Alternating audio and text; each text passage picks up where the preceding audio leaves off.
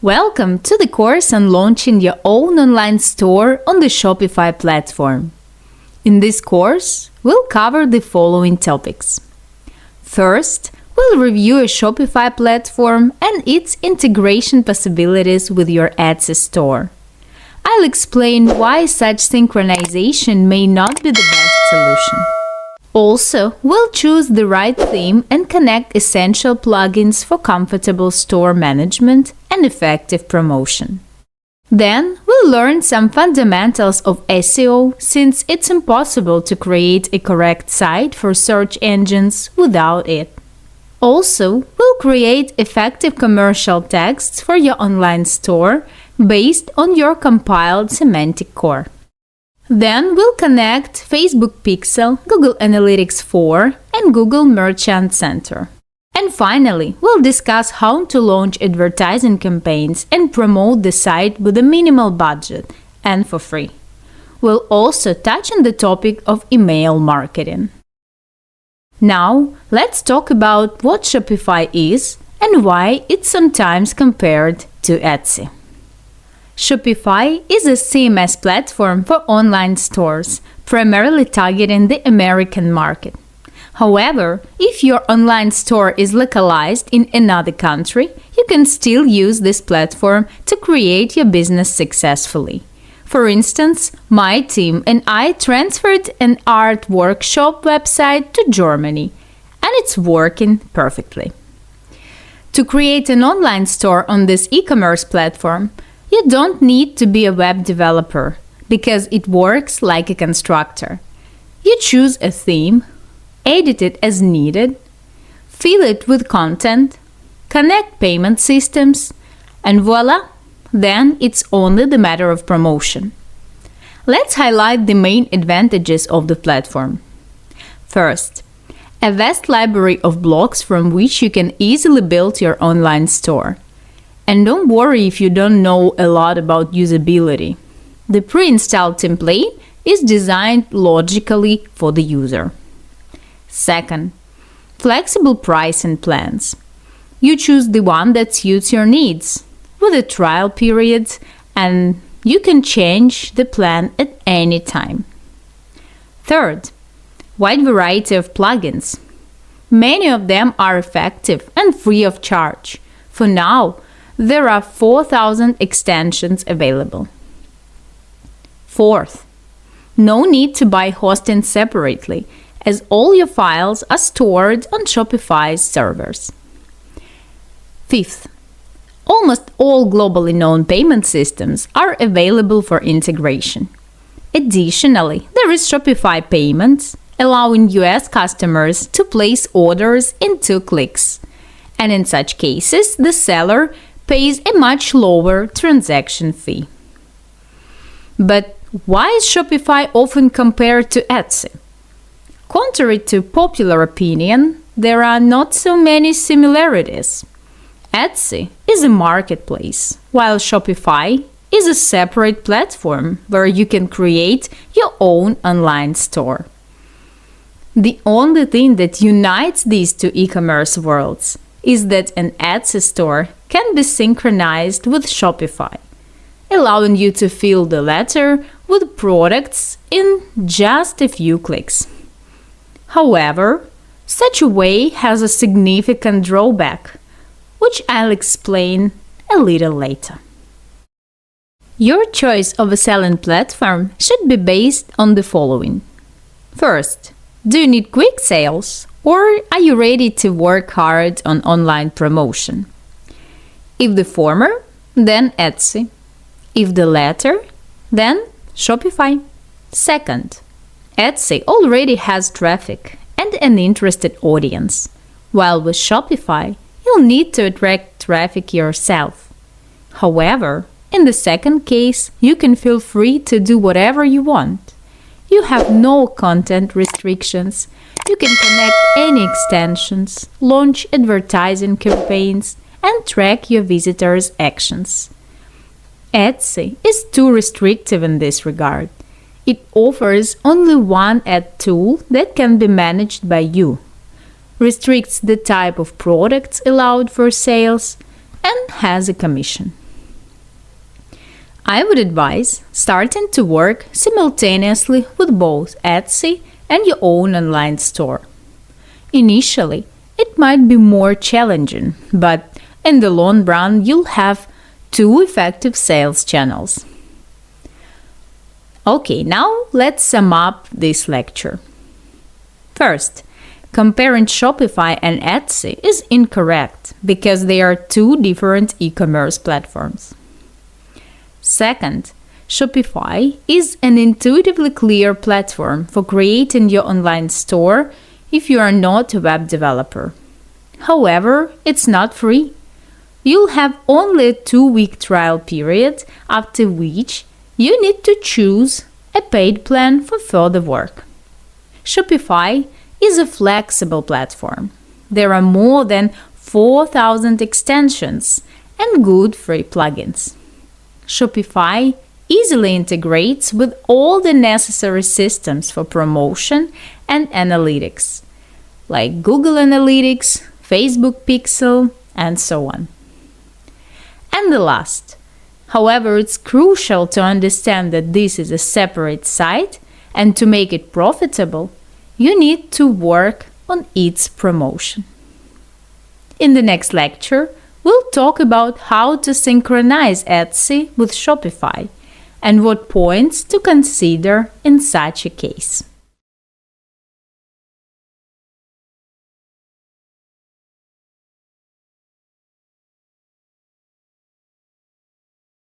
If you already have a field store on the Etsy marketplace and want to sell the same products with the same content and prices on your own site, you can easily copy everything from one place to another using a feed file.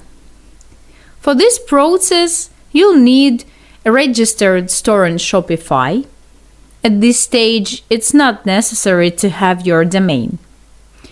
And your store on Etsy. Your store, not a competitor's one, okay? You can synchronize products with the help of a plugin. I'll show you how to do this using one of the free plugins. You can choose any other from the Shopify marketplace. I'll give you the link. Here is a step-by-step guide. Go to the Shopify store and select the desired plugin. Install it in your store. Note, before starting this operation, make sure you are logged into your store and Etsy.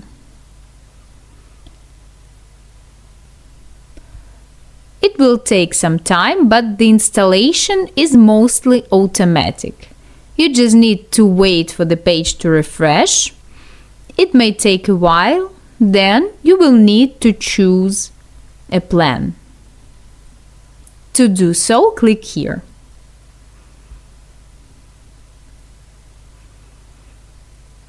After connecting the plugin to your store, it will automatically pull your products, but first it will ask you to choose what to import. So click Next and choose what to import. Only titles, descriptions, prices, and so on. Then click Next and click Connect your Etsy shop.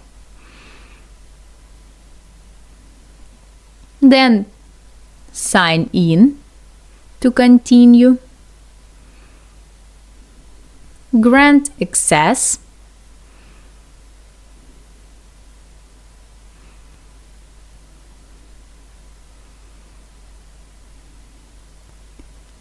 And choose your next step.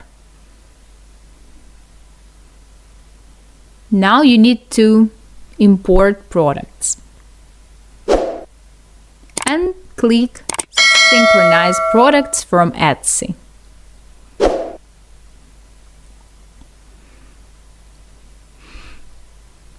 After updating the products, when you can see them in your store, it will take some time.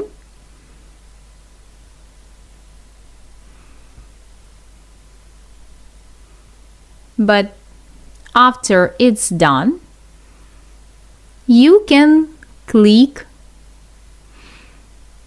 Import to Shopify. After this, the product will become available in your store, and I'll show what this looks like later in the lecture. So, as you can see, products are imported. This is how your synchronized products from the Etsy store will look in the admin panel of your online store. By clicking on it, you enter the editing section. We'll discuss how to create an effective product listing in the second module of our course. Now let's talk about why integrating your personal store and the Etsy store is not the best solution, even though it's quite easy to do it. Well, the issue is with optimization. In the case of Etsy, we are talking about internal optimization according to the requirements of this marketplace. We use specific services for analytics and SEO work. As for your personal online store, it's optimized for general search engines, mainly Google, and here there are different requirements, rules, and techniques for effective optimization. Also, don't forget that the listing on Etsy is not filled out the same way as in an online store. For example, in the latter case, there are no tags.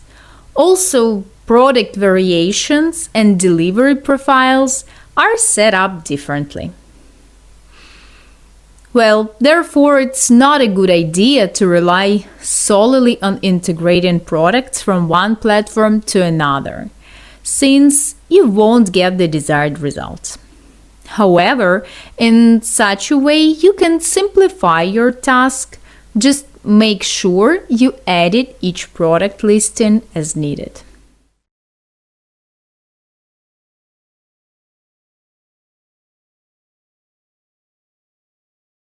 In the Shopify theme store, there are both paid and free themes. Now I'll show where they are located and how to install a free theme for your online store. It will be enough for you to work if you are not seeking extensive functionality. So here is how you can choose theme. You can go to online store and choose themes. You will see theme library. If you click here, you'll get a chance to see a drop-down menu. Then you can click add theme.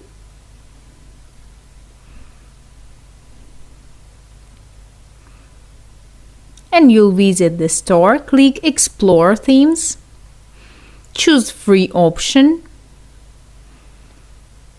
and here are all free options that you can choose among. I'll choose this one. Dawn. To try it, I'll click try theme. It'll take some time to add Dawn to online store themes.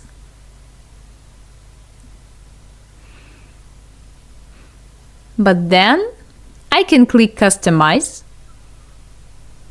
and I can change everything I need, like announcement bar or other sections, product titles, prices. It's very convenient. And what are advantages of paid themes? They offer more block options for the store. You can edit the code on all pages, and they have enhanced functionality regarding plugins. For example, not all free themes support many languages. By default, some of them work correctly only in English. The cost of paid themes ranges from $150 with an average price of $200 or $250. If your budget allows you to buy a theme, that would be good. However, you can start perfectly well with the free option. For example, if your store has a few products, let's say up to 50, and not many variations, if you have one type of delivery, one price, and there is no need to make the site multilingual, then you don't have to switch to a paid theme. The free functionality will be quite enough for you.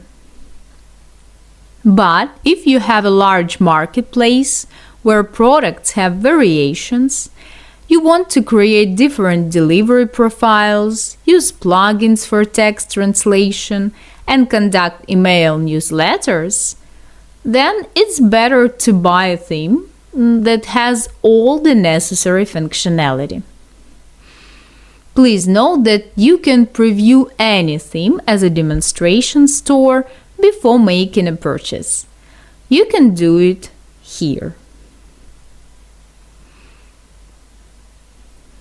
I'll see you in the next lecture.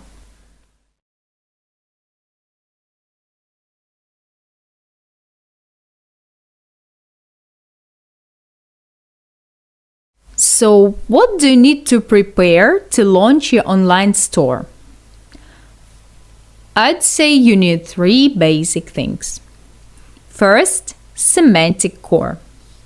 If you have a store on some marketplace, don't assume that it'll be suitable for any online store. You need to work with data from search engines. We'll apply the Google Ads tool since it's free and easy to use. Second, you need content for the site. Unique text for product cards, high-quality photos, and ideally short videos. All of these are essential components of your site's content. Ensure that the visuals are original and not from stock. The third thing you need is domain name. You need to think about it and then buy a domain name for your site. Until you have one, your store will be on a Shopify subdomain. Of all the points mentioned above, preparing the semantic core and content for the site will take the most of your time and effort. This will be a crucial stage in working on your store, because the effectiveness of your e-commerce platform and consequently the profitability of your business depends on how well it's done. We'll discuss each stage of this process in detail in this course.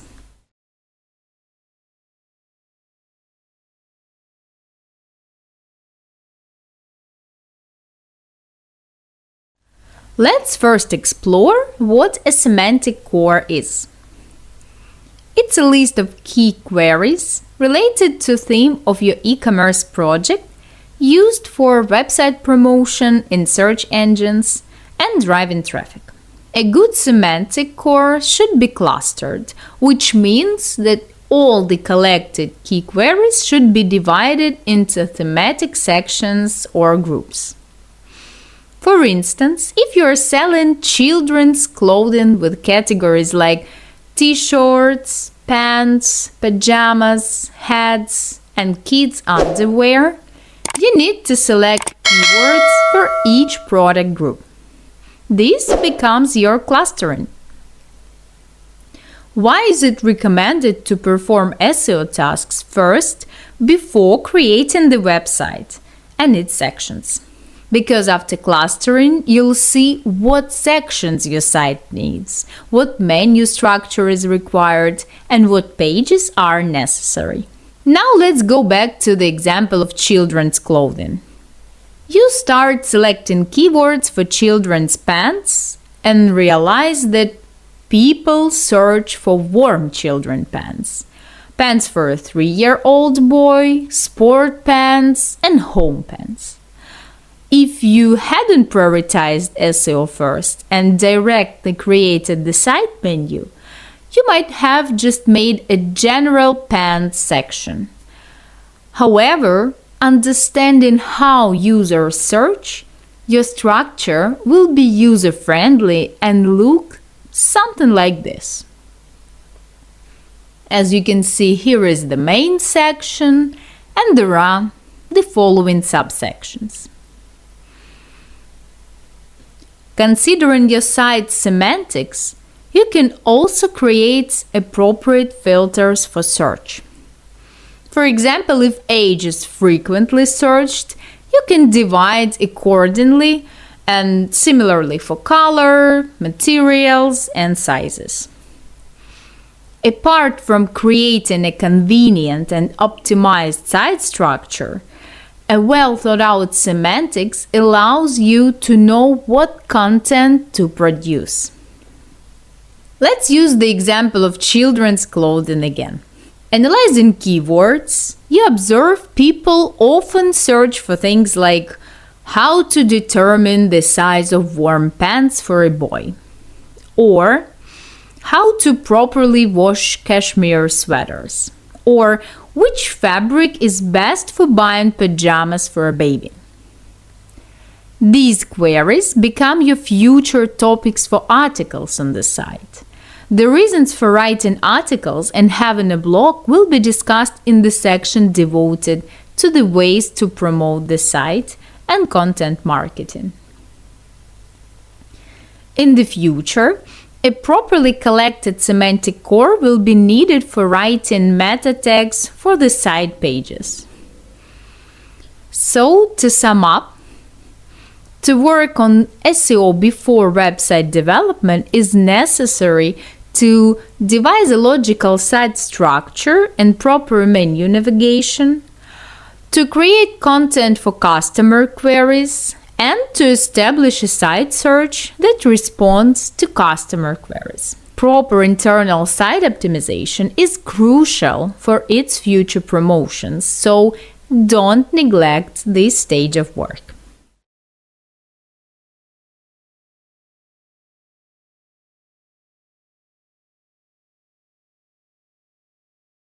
We'll now learn how to collect the semantic core with the help of a free Google Ads service, the Keyword Planner. To work with it, you'll need an account in the Google Ads service, which will later be used to run contextual advertising and utilize Google Merchant Center. So, what needs to be done before this? Think about how people might search for your product. You can also use search suggestions. By entering a word in the search bar, the system will suggest additional options. Write down all the words that come to your mind. You'll need to check each of these words using the method I'll explain next. This will be the semantics of your site. After logging in, go to the home page and then click on the Tools section.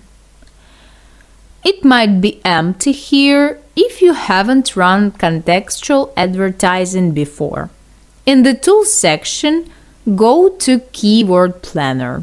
Then choose the Discover New Keywords section, and here enter the keywords you want to explore and select the country. The tool will provide results based on your query. It will look like this. Next, your task is to go through the list. Keep what's relevant and remove what's not needed. You can either download the entire list and then sort it out, or simply copy what you need, whichever is more convenient for you. Here is how to download all the words. By clicking this button, choose the format you need: Google Sheets, Excel, or other formats. Also, if you have studied your competitors, you can enter their website in the field where you entered words for verification. And ads will give you the keywords of this website. Another similar tool that can be used is SEMrush. It's paid, but it provides much more information about the competitor than just a list of keywords. After you have collected all the keywords for your products into one large semantic core, you need to cluster it, which means to group it. To put it simply, just take one product group and assign all relevant keywords to it. For example, if you have children's pajamas for 5-year-old boys, assign all keywords related to this product to this group. Do the same for the entire document. Most likely, this work will take you more than one day. It may seem boring, tedious, and endless. However, it's crucial and you need to work on it thoroughly.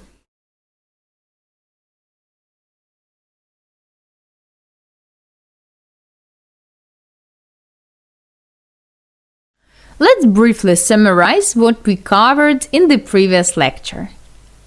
At first, you need to think about how your potential customers will search for your product. Write down or enter into a table all the ideas that come to your mind, which you will use later to collect keywords. Then check each of your queries in Google Ads using the Keyword Planner.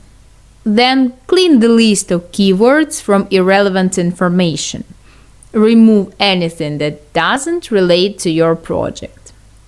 After it, group the collected core into product categories. And finally, identify keywords that can be considered informational. They often resemble questions like how to properly wash jeans or what's the best way to wash children's pajamas. These will be useful for writing blog articles. Don't neglect the stage in optimizing your website. Perform each step carefully as it is essential for the success of your project.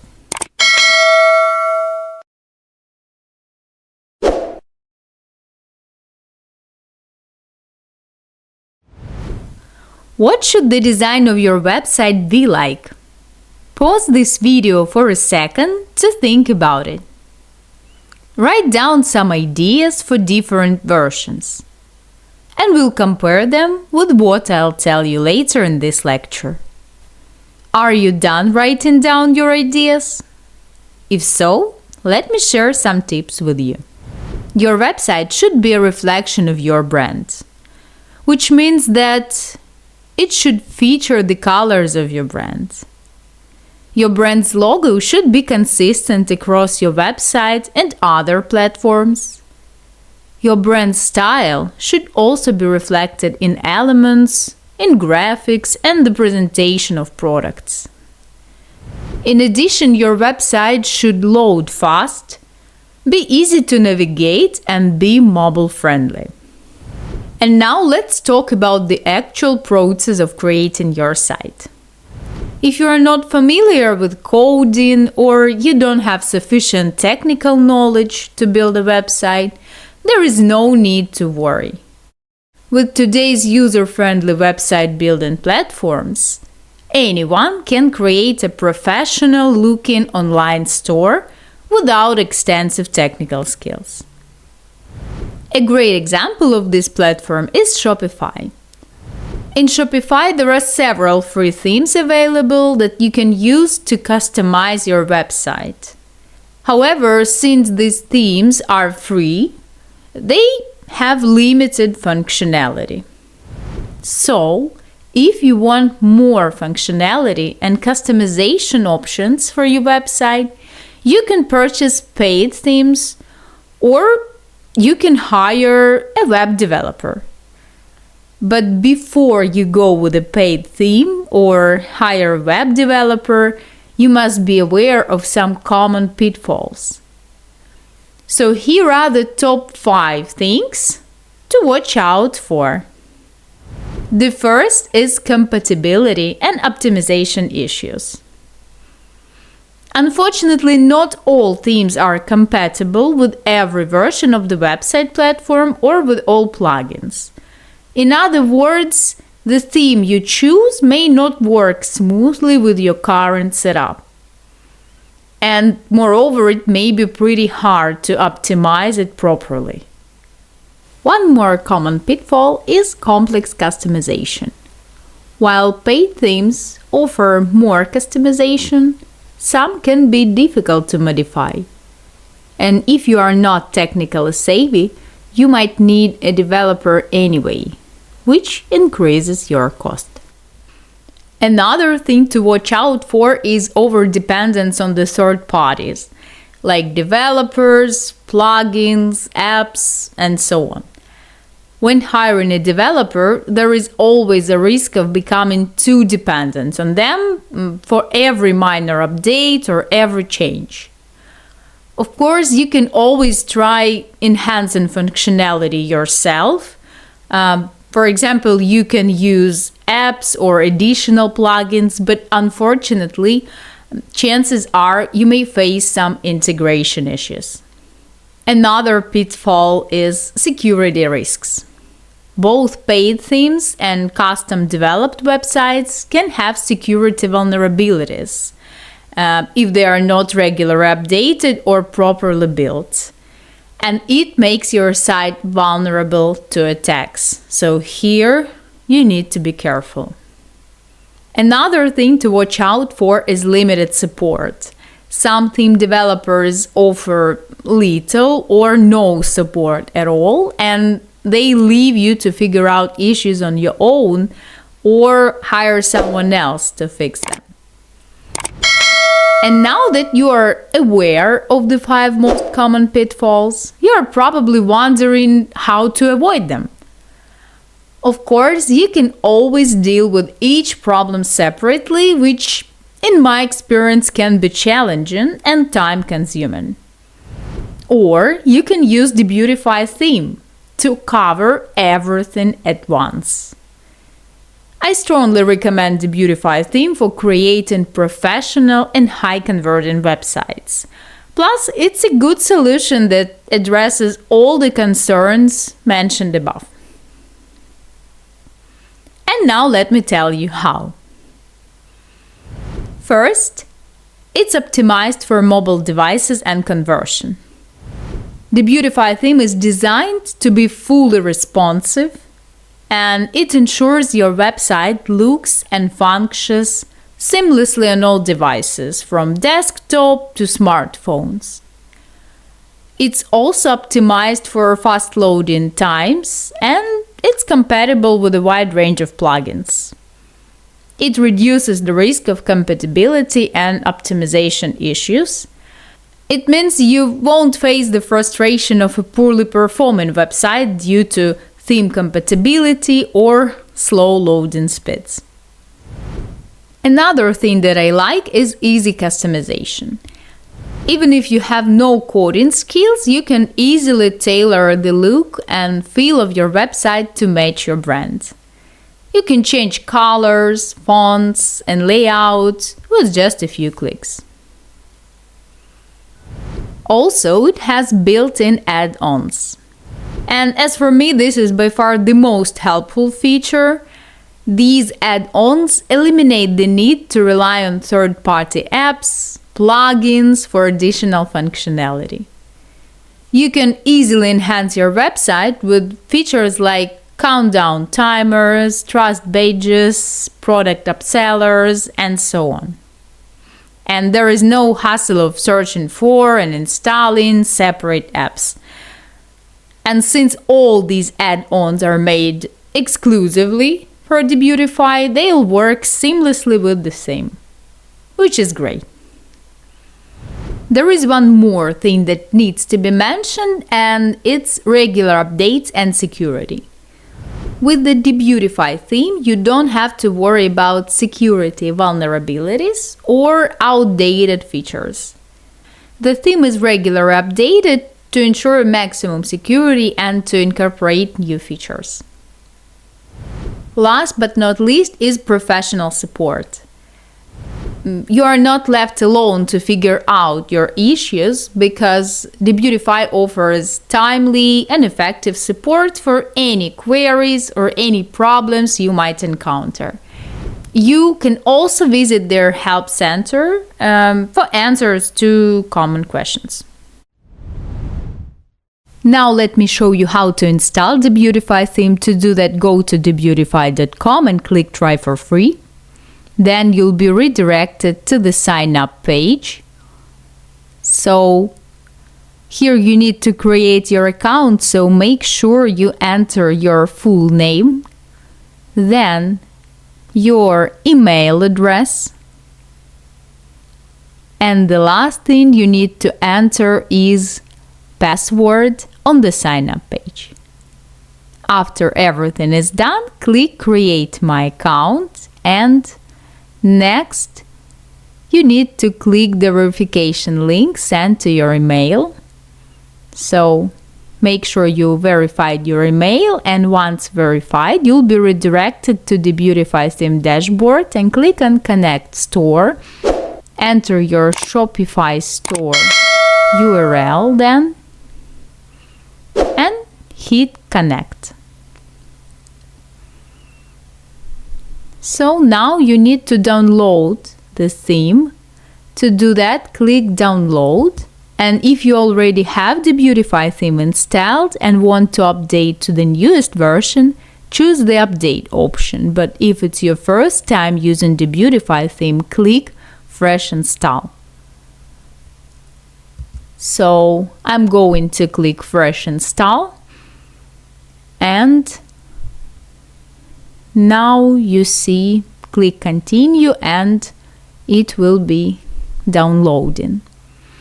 You may start with any of our pre-made templates or select default. For this video, we'll go with default settings, and now we are waiting for the zip file to finish downloading. It will take only a couple of minutes.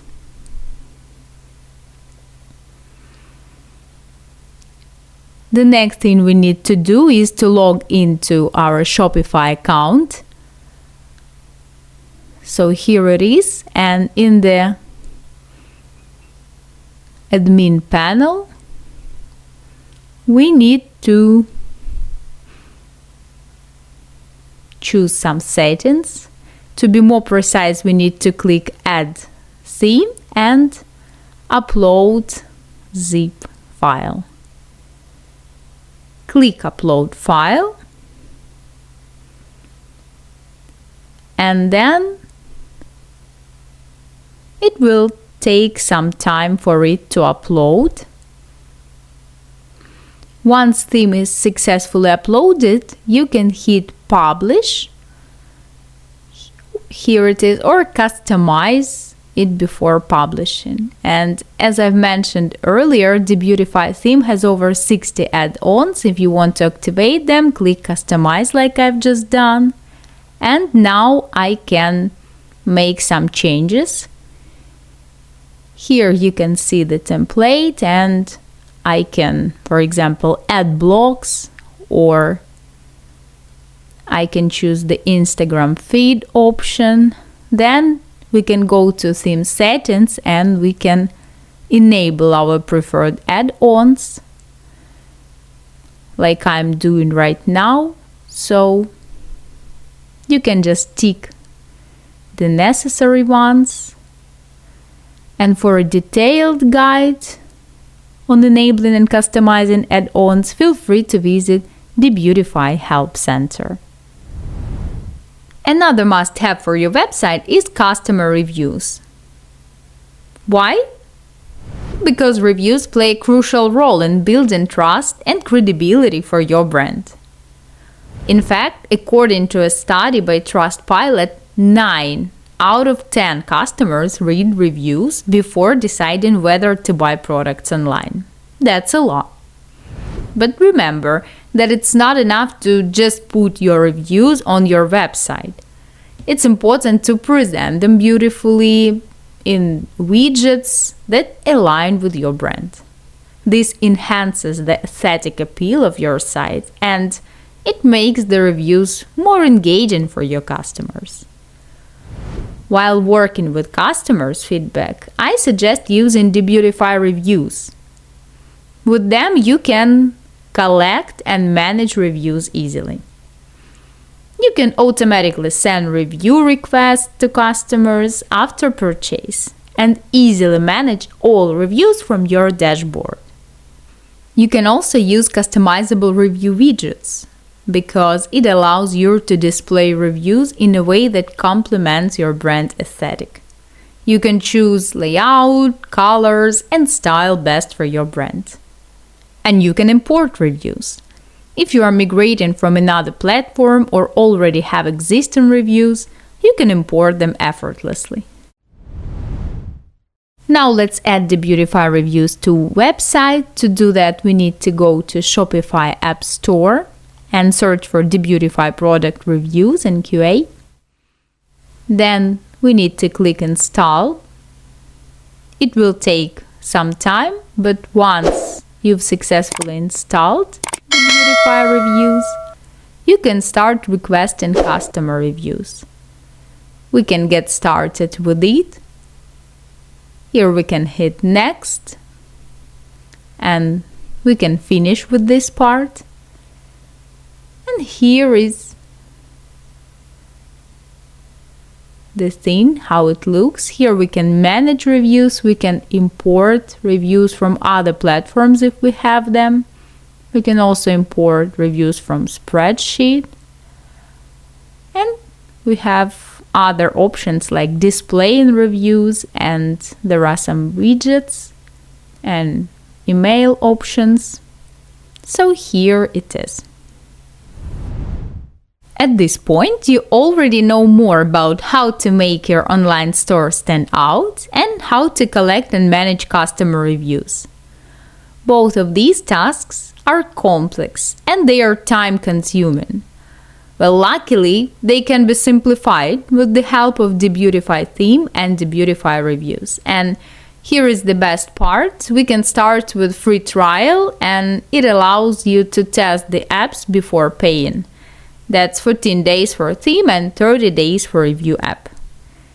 To conclude, remember that the journey to making your website stand out doesn't end with setting up a website. It's a continuous process of evolving your brand, staying updated with the latest trends, and consistently enhancing the customer experience. So keep experimenting, analyzing your data, and listening to your customers to ensure that your brand stands out and grows successfully in the competitive online marketplace.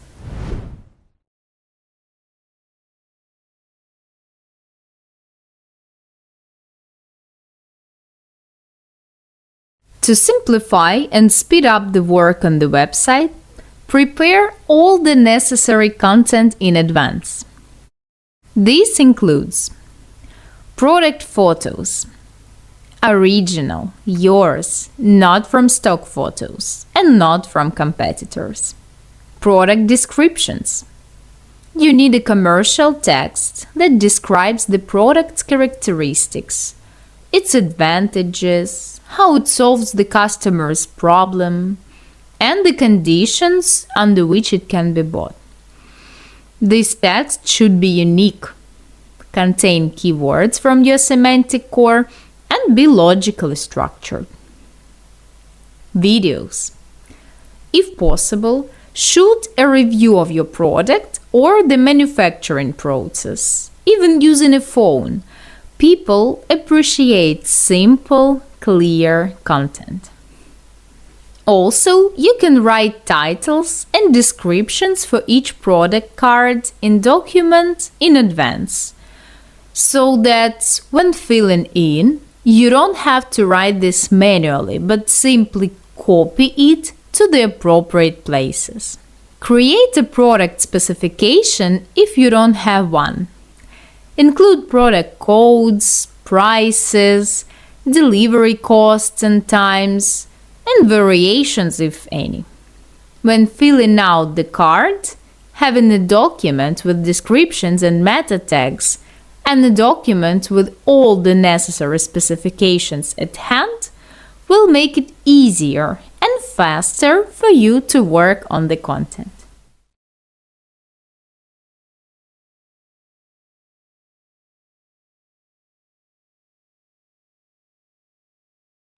A banner on the homepage of the site is the first thing your potential customer sees when they visit it. Therefore, when creating it, stick to the following recommendations. At first, it should be responsive to all devices, equally viewable on both phones and PCs or laptops. Secondly, the banner should be informative. The simplest option is to showcase your product on one side and important information on the other. For example, on the left side, we see the product being made and the product itself, and on the right, a description. Handmade paintings, free delivery within 2 or 3 days. Don't forget to create 2 versions of the banner. One for desktop and one for the mobile version of the site. More than half of the traffic comes from mobile devices. Therefore, take the time to properly develop the mobile version of the site. Make it user-friendly for both Apple and Redmi users. So, how to fill in the homepage of the site? I'll show you the basics on a screencast, which will be enough for a general understanding of how to create the necessary structure and appearance of the site. Here is how to replace banner. Go to the online store section, then click Customize. This takes you to the store admin panel, and here you can set up your banner. Here you can upload the desired image, select it, and save. A bit lower, there is the image overlay opacity tool. By moving the slider, you change the intensity of the dimming. You may need it for additional design, then click Save. Make sure changes are saved. Let's continue the review of your site's homepage. If you have already used the integration of Etsy with your site, as we discussed in one of the previous sections, then some products positions on the main page will likely already be there. They'll be pulled automatically. And how to work with the site's homepage? Everything here is built on the principle of a constructor. You assemble your page from available library blocks and then customize them for your needs. At the top of the main page, you can specify some important information for the customer. For example, write about shipping or upcoming discounts. You can also see contact information and featured products. Here on the left, you see the display settings: portrait, adapt to image, square. Choose one style. Then you can also choose what information to display about the seller, about rating, and so on. If you click here, right here, you can see an option of adding section, and it allows you to add the necessary block. You can see the block library here. Click on it. There are many options, like favorite collections and so on. Also, on the left in the menu, you'll find the link to the privacy policy. It must be on the home page, and if you click here on the product card, you will see some information. It was automatically pulled from your Etsy store after integration. If you haven't done it, it will be empty. And now let's add some section to your store. Let's click here. Let it be, for instance, collection list. And the block is applied to the page will look like this until you fill the store with sections, then save changes. That's it. This is how you create the home page of your store and all other pages where there is no product.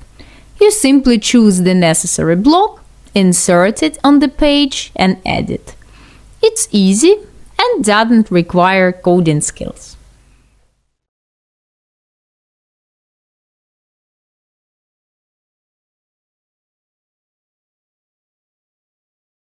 Let's move on to two fundamental aspects of launching your website: creating store sections and filling in product cards. We also see how to create a functional menu and necessary additional pages, privacy policy, contacts, and about us. So you can create a store section and namely collections, directly from the main page of the site in the following way.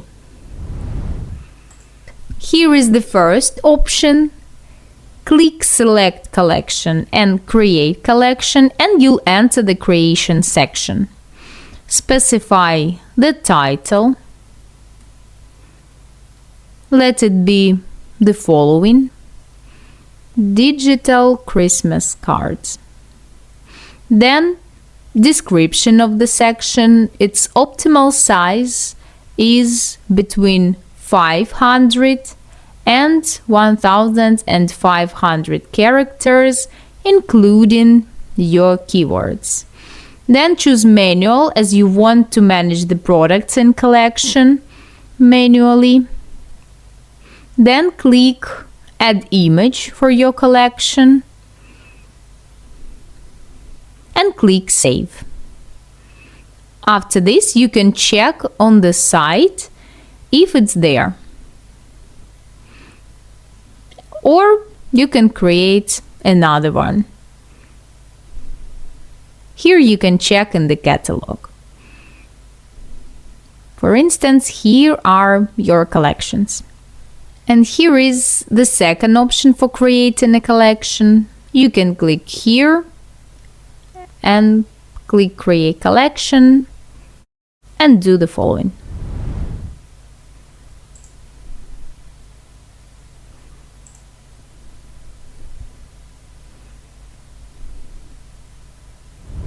One more thing you need to do is to assign product for a collection.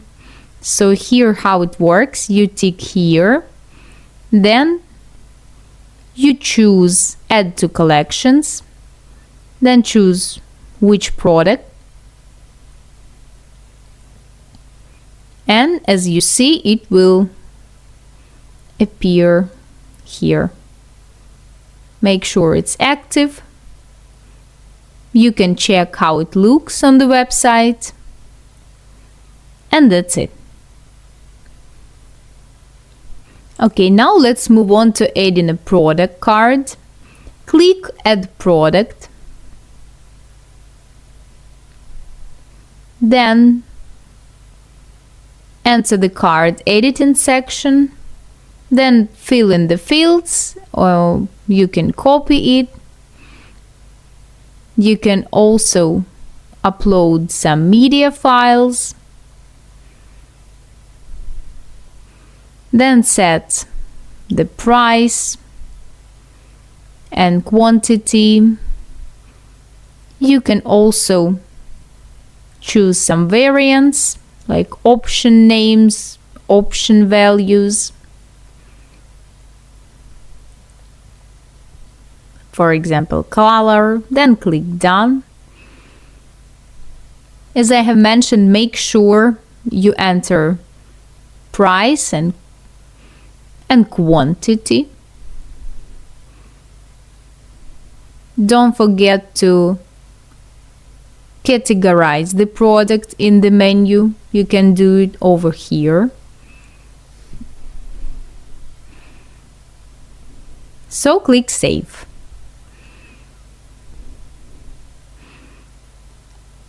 And then product card is done. You can have a look at it over here. So here is how it looks. All the information is included. Don't forget to include metadata in the product card. Title, description, alt tags for images. These are crucial for the search optimization of your store. These were the simplest yet most important steps in launching your online store. However, in addition to the product card, you need to create several additional pages. So, let me show you how to do this. Watch and follow along. Okay, to create a page, on the home page, go to Pages section. Then you can click Add Page and fill in the fields and description. And don't forget about metadata. So fill in title, description, and so on. It's just an example. Make sure to fill in all these forms. It's extremely important, so I will write something like this as an example.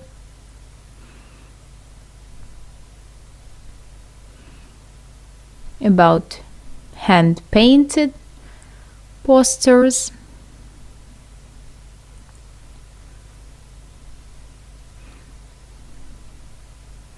So as you see, there are 320 characters.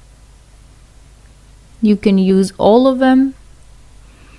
Make sure to use keywords, and then you can choose visibility and click Save.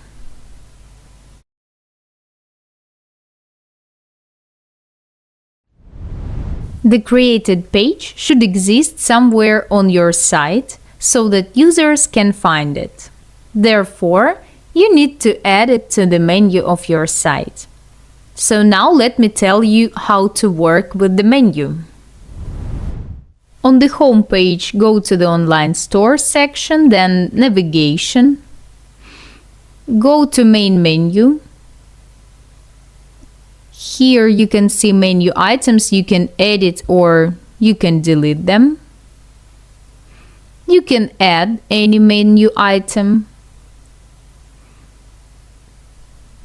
There you can enter name and other information and click Add. As you can see, you can also change the order and make sure you saved changes. And you can also check how it looks on the website. So here it is. Add and connect all the pages you need in the menu in the same way. And there is an important point. Name the menu item the same as your page.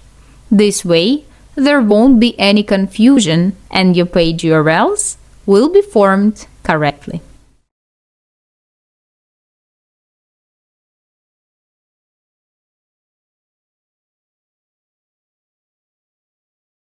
As for the payment integration, here are my basic recommendations. Connect as many payment systems as possible. Even if you think that no one uses Amazon Pay, it may not be the case in reality. In my practice, there was a store where connecting Amazon Pay increased sales by 47%. Also, if your store is in the United States, be sure to use the Shopify Pay system. It's secure, it's easy to use, and it allows users to complete orders in just 2 clicks. Make sure that before launching your store, you test how your payment system works. So, here is how you can do it. Create a product for $1 or $2 and buy it. Or ask someone you know to do it. And don't forget about PayPal. It's also frequently used. In general, find out which systems people use most often in the countries where you want to sell, which ones they trust more, and be sure to connect them. I won't go into the topic of tax payments here, as it's a personal matter, and rules vary depending on the country's legislation. However, consider this factor when setting up payment systems, as banks may monitor your financial transactions from sales in your online store. Since I won't be connecting real payment systems in the test store, I'll show you where this option is located and the general settings.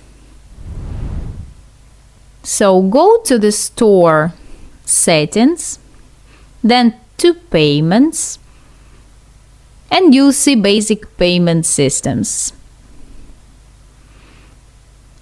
Shopify Pay, Amazon Pay, PayPal. Click Add Payment Method, and in the search bar, select what you need.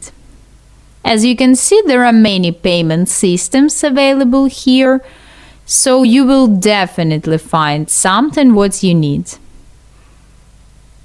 After choosing a specific system, like I have done, you can go to the connection page and then just follow the instructions of your payment system issuer. If you encounter any issues with connecting payment systems, report it to Shopify support and contact your bank. Avoid using mediators, as there are many scammers among them.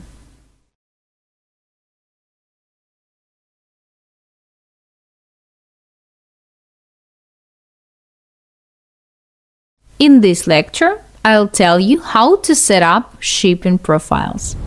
So here you can go to Settings and choose Shipping and Delivery.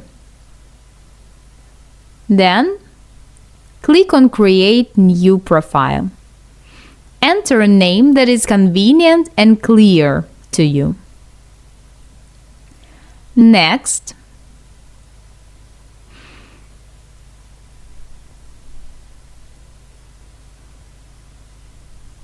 make sure the name is precise, then click Add Products and tick and click Done. After it, you have an option to save it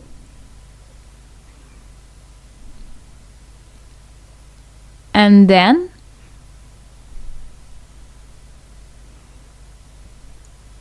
as you can see here how the menu looks. You can also choose shop location. If you click international, then click Done, it will be all over the world. You can specify cost.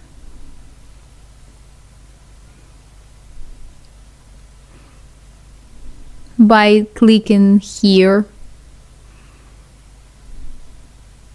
you can set up your own rates.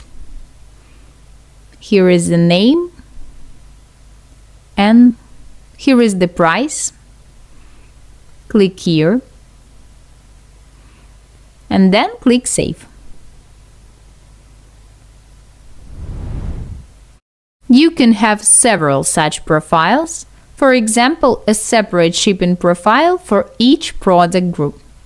After creating, saving, and applying the relevant delivery profiles to your products, be sure to check if everything is displayed correctly. Shipping time, prices, and so on.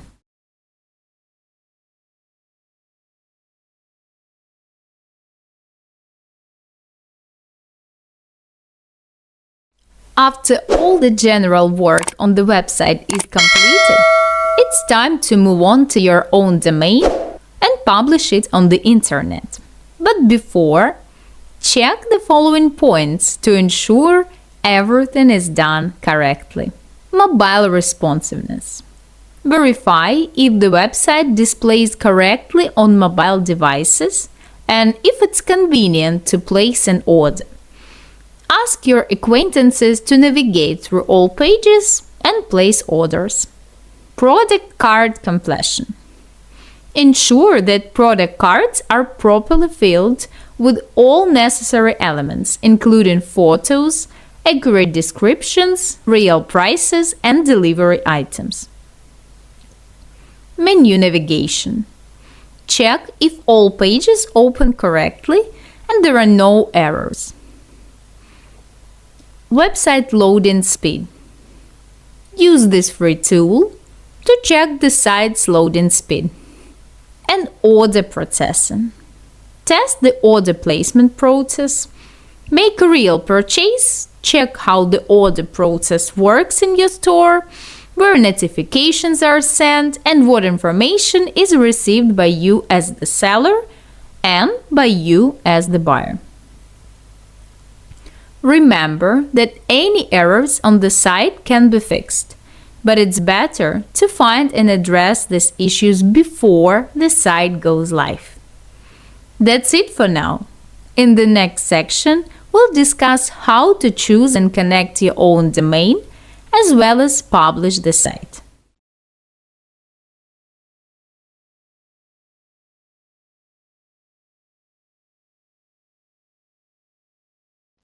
You can buy a domain name for your website directly through Shopify or from a provider that offers such services. Unfortunately, I cannot provide a list of specific providers because they vary by country. So, how to choose a domain name for your online store? At this stage, it's time to think about promoting your business and brand globally. So, the first rule is precision and relevance.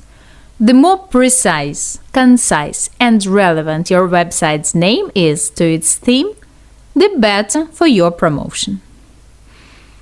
The second rule is brand relevance. A name that resonates with your product will be easily remembered by your customer. When they need your product, they are more likely to recall your brand than a competitor with a less relevant name. Rule number 3, simplicity. A simple, easily readable store name looks professional, reliable, and on average receives 30 or 40% more clicks than a resource with a more complex name. Therefore, when choosing a domain, follow these recommendations. Choose a simple name for your store that reflects your services. Also, when registering a domain, consider that your product line may expand, so the name should remain logical. And make sure you register the domain with accurate information so that you can assert your rights in case of problems or fraudulent attacks. Don't forget to renew your domain on time to ensure that this address remains associated with your website.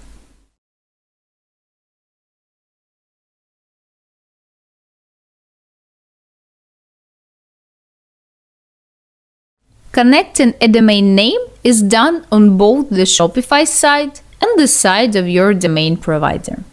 Since each provider has its own rules for connecting domain names on their site, I won't be able to show you precisely how this happens. However, I'll provide basic recommendations on how to do it to make the process as smooth as possible for you. So here are your step-by-step actions. First, log into your Shopify account, then go to the Settings section and choose Domains. To perform this procedure, you will need the following information: your login details for the third-party domain provider, requirements from your domain provider, and Shopify's IP address. Also, CNAME record. Note: a domain can be associated with only one A record and one CNAME record. If your domain already has an A or CNAME record, you need to change these records so that they map to Shopify. Multiple CNAME records can be associated with a domain, but each must have a unique name. Second, change DNS records in your third-party domain provider account. To do this, log into your domain provider's account on their website, find DNS settings or the domain management area, then modify the following records. First, set an A record to Shopify's IP address. Then, optionally change the network node name to the following. Then, remove any other A records in the domain if they exist. And finally, set a CNAME record with the name www2. Ensure to include a dot at the end and save the changes. Note: you don't need to change the TTL number in DNS settings. Use the default value. Third, connect your domain to Shopify. In the Shopify bin panel, go to Settings and Domains. Then, click Connect Existing Domain. Enter your domain in the domain field and click Next. Then click Connect Domain. Note: domain verification may take up to 48 hours.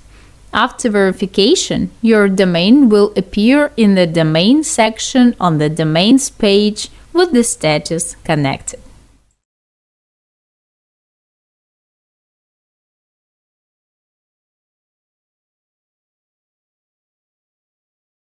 To make your website accessible, you need to remove the password and choose a pricing plan. You can find the current pricing plans here. Notice, the link will only work when logged into your account. And you can remove the password only after selecting a pricing plan and completing the payment. So, how to remove the password? On the main page of your account, click here. Then, uncheck the box here and save the changes by clicking Save in the top left corner of the screen. Now your store is accessible to people. On the same page, you can also enter the website description and upload a logo. Now we are done with the basic website setting. In the upcoming sections, we'll explore topics related to promoting your website and analyzing its performance.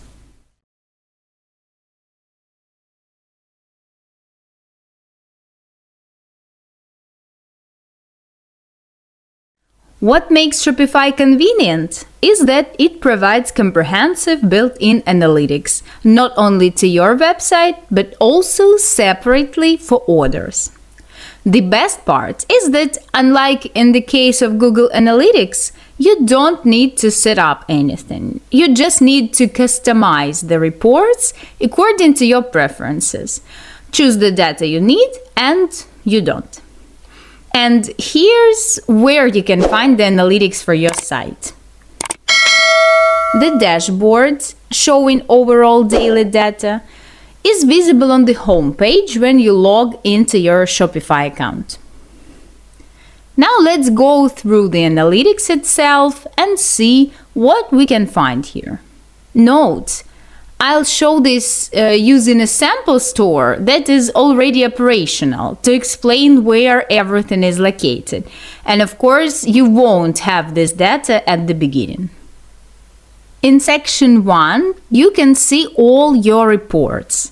In section 2, you can customize your analytics, choose what you want to see, and hide unnecessary columns. There is a pretty extensive selection of preset reports, more than enough for initial work with the store. On the first screen, you'll see a chart of orders and traffic for the current month compared to the previous month for the selected period. Basic Analytics will also provide information on which products on your site were purchased most frequently during selected period and how many visitors returned to the site along with when this happened. We can see a breakdown of traffic by country and by device. So, why is this information important? For example, your site is only in English and is not multilingual. However, you notice a significant amount of traffic from Spain, for example. This indicates an interest in your product, and it makes sense to add a Spanish version of the site, provide delivery to this country, and so on. The breakdown by devices will indicate which versions of the site need to be perfectly adapted, so you don't lose orders. But here is a little spoiler: all versions of the site should be well developed. And similar to what Google Analytics provides, you'll get information on traffic from different channels, referrals from other sites and social networks, as well as which pages of the site are visited most frequently. While this analytics provides comprehensive information about the website's performance, it may not be sufficient in the long run. For example, in Basic Analytics, you won't be able to track links with UTM tags. Therefore, in the next lecture, we'll look at how to connect Google Analytics 4 to your store.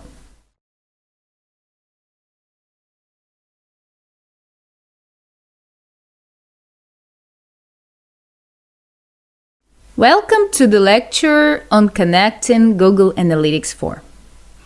This process will be divided into 2 stages. First, you need to create a resource in your Google Analytics account. And then, you need to connect this resource to your store. First, check if the Google section is connected in your store. On the home page, go to the Sales Channel section. Clicking on it, you'll see the Google and YouTube field. By default, you may not have an active Google and YouTube channel, but in this case, Shopify will suggest connecting it in the same window. Click on it, and it'll take you to the setup page. So the first step you need to take is to log in to your Google Analytics account and go to the administrator mode by clicking here. You'll see the following panel. And now we need to create a new data stream. I'll show you how to do it. Go to the Data Streams section and then click Web. And here you need to enter your website address without HTTPS. Here is how I'm doing it. I paste the address, then I give a thread name and click here. Then Google warns you that it will take 48 hours for this stream to be available, and you will see the code. So make sure you copy it and save it somewhere. The second step you need to take is to go to your store account. you'll need to paste the copied codes into this window and click Connect. That's it. You connected analytics to your store, but it will take some time to collect data, up to 48 hours. However, you'll be able to see the initial metrics within a day.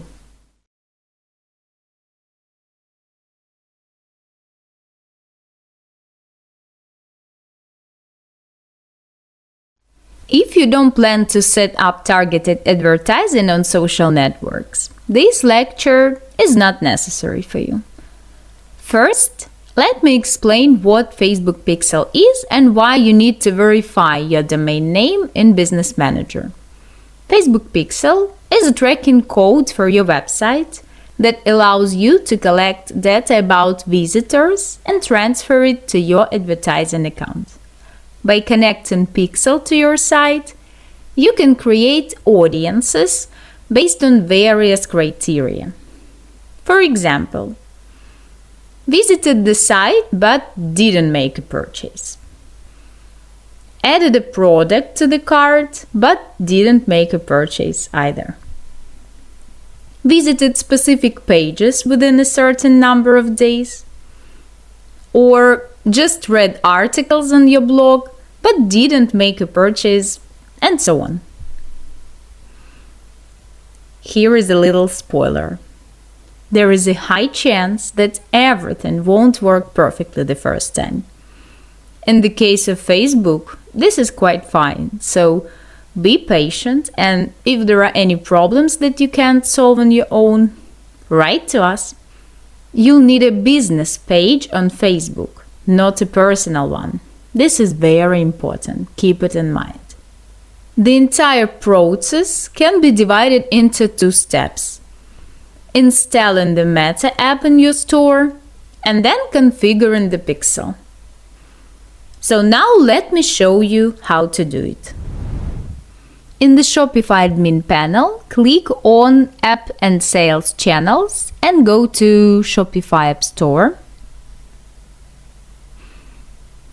Now here you need to find Facebook and Instagram. Here it is. So you can install it.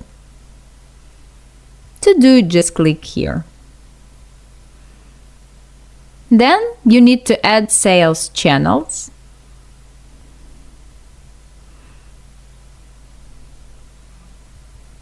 Once the page is opened, you will need to get started and set up ads. So the first thing you need to do is connect your account.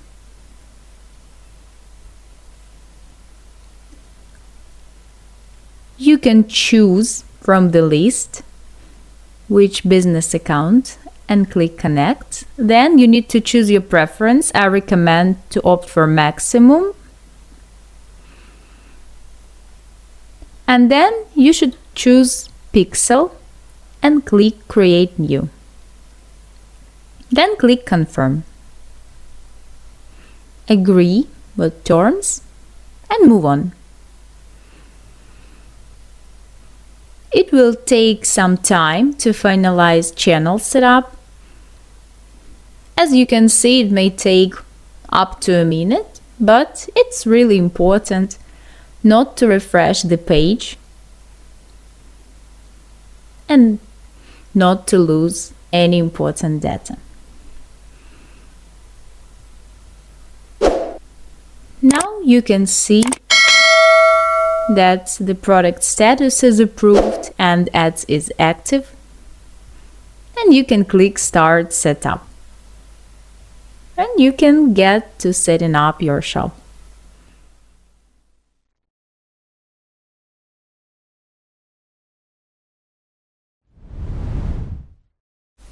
Just like with analytics, note that the Pixel will start collecting data no earlier than 24 hours later, since it only works when there are visits to your site. And if there is no traffic, logically it won't be able to provide you with data.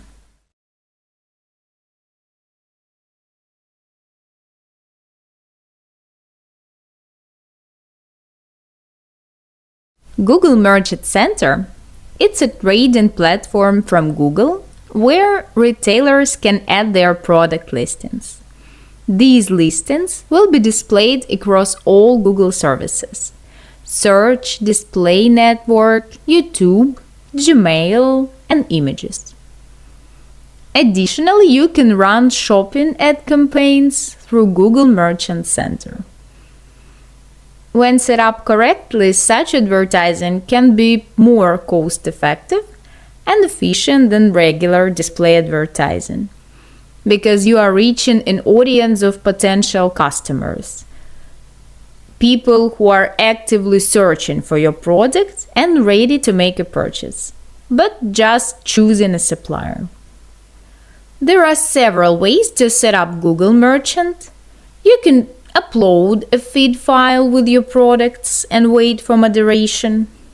You can also manually upload products, filling in numerous fields. Or you can use a plugin for integration. I'll show how to use a plugin since it's the simplest method for a beginner. You can download the plugin from this link. It's free for 22 days, and after that you can choose to pay for it or stop using it. If you find, for example, that this traffic acquisition tool is not relevant to your store, you can find another one. So connecting through this plugin is easy. You just need to follow easy steps. You click Install. Here you can install app. It will take only a couple of seconds for it to be installed. And then you'll be redirected to the page where you need to sign in with Google and then choose your account. So after you've chosen it, click Confirm and then agree, give permission, and wait for a couple of seconds while everything is being verified. Here it is. Just click Sync to synchronize. And you can check the products in your dashboard. You can click Manage Products. And if there are green check marks, integration is correct. And remember, don't edit products marked in red immediately. Wait for 1 or 2 days for the information to update, and only if nothing has changed, make the necessary edits. So now we've covered how to connect analytical systems and tools for advertising campaigns to your store. In the next section, we'll explore plugins that can be used for customization and promotion in your store.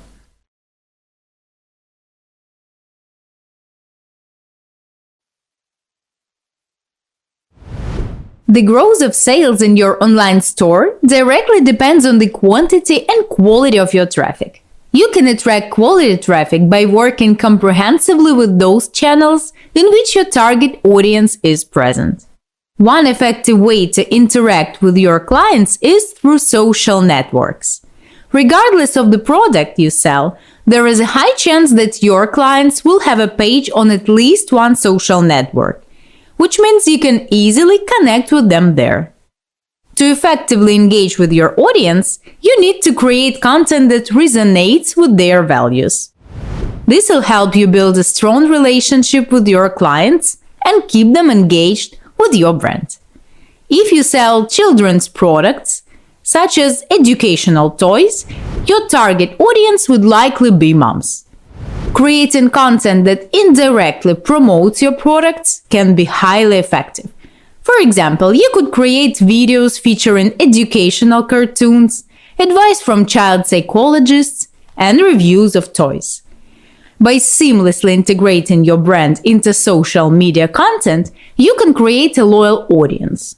And when a consumer needs a certain product, it's more likely that they'll remember your brand and buy from you.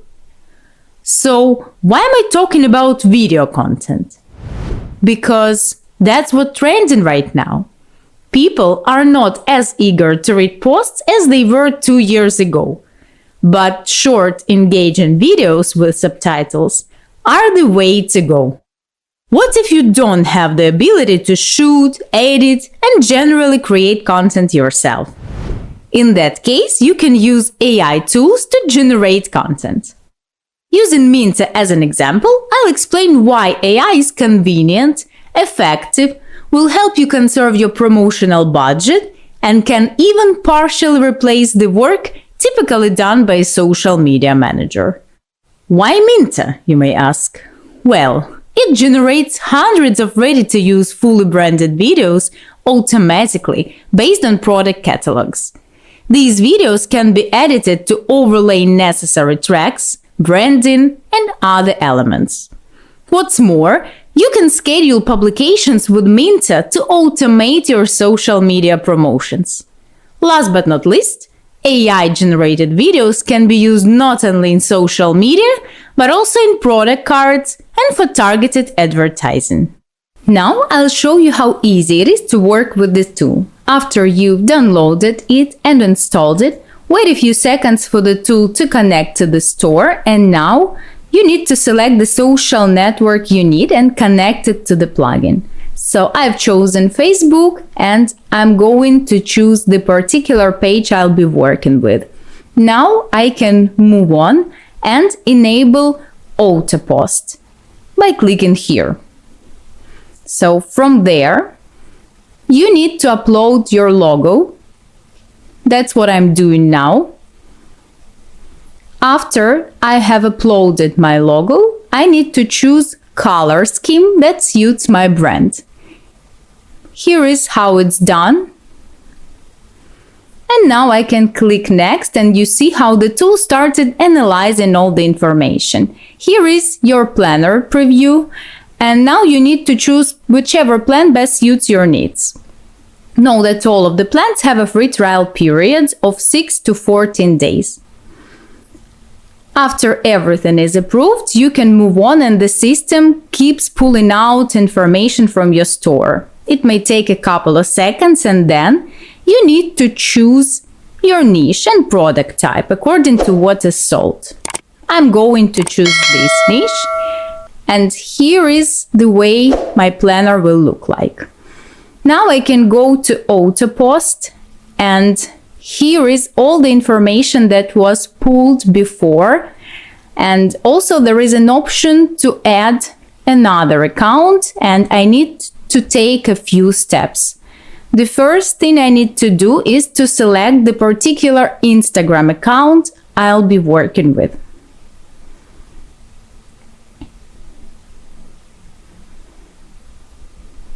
It will take only a couple of seconds. I'm choosing the account, click apply, and move on to the second step, where I need to set times and days. I can choose this, and I'm going to choose a couple of more days and a couple of more time slots. Then I'll click apply and move further. Here I need to choose the particular product. My next step will be to select templates. I'm going to choose something from all designs. The last thing I need to do is to select captions. Here is what I go with. Then I can set it live.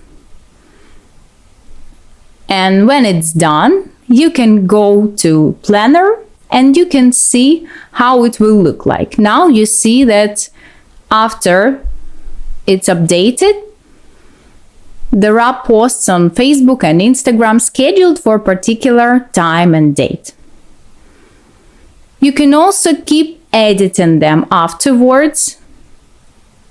Your post will be published 2 days from activation to give you enough time to review videos. So any changes can be edited or posted, so that's what I'm doing now.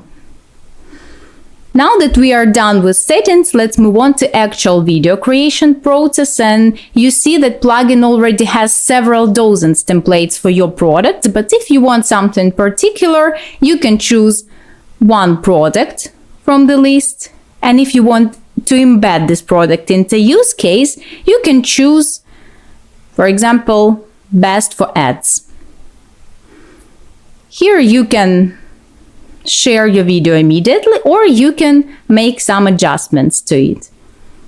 I'm going to adjust text.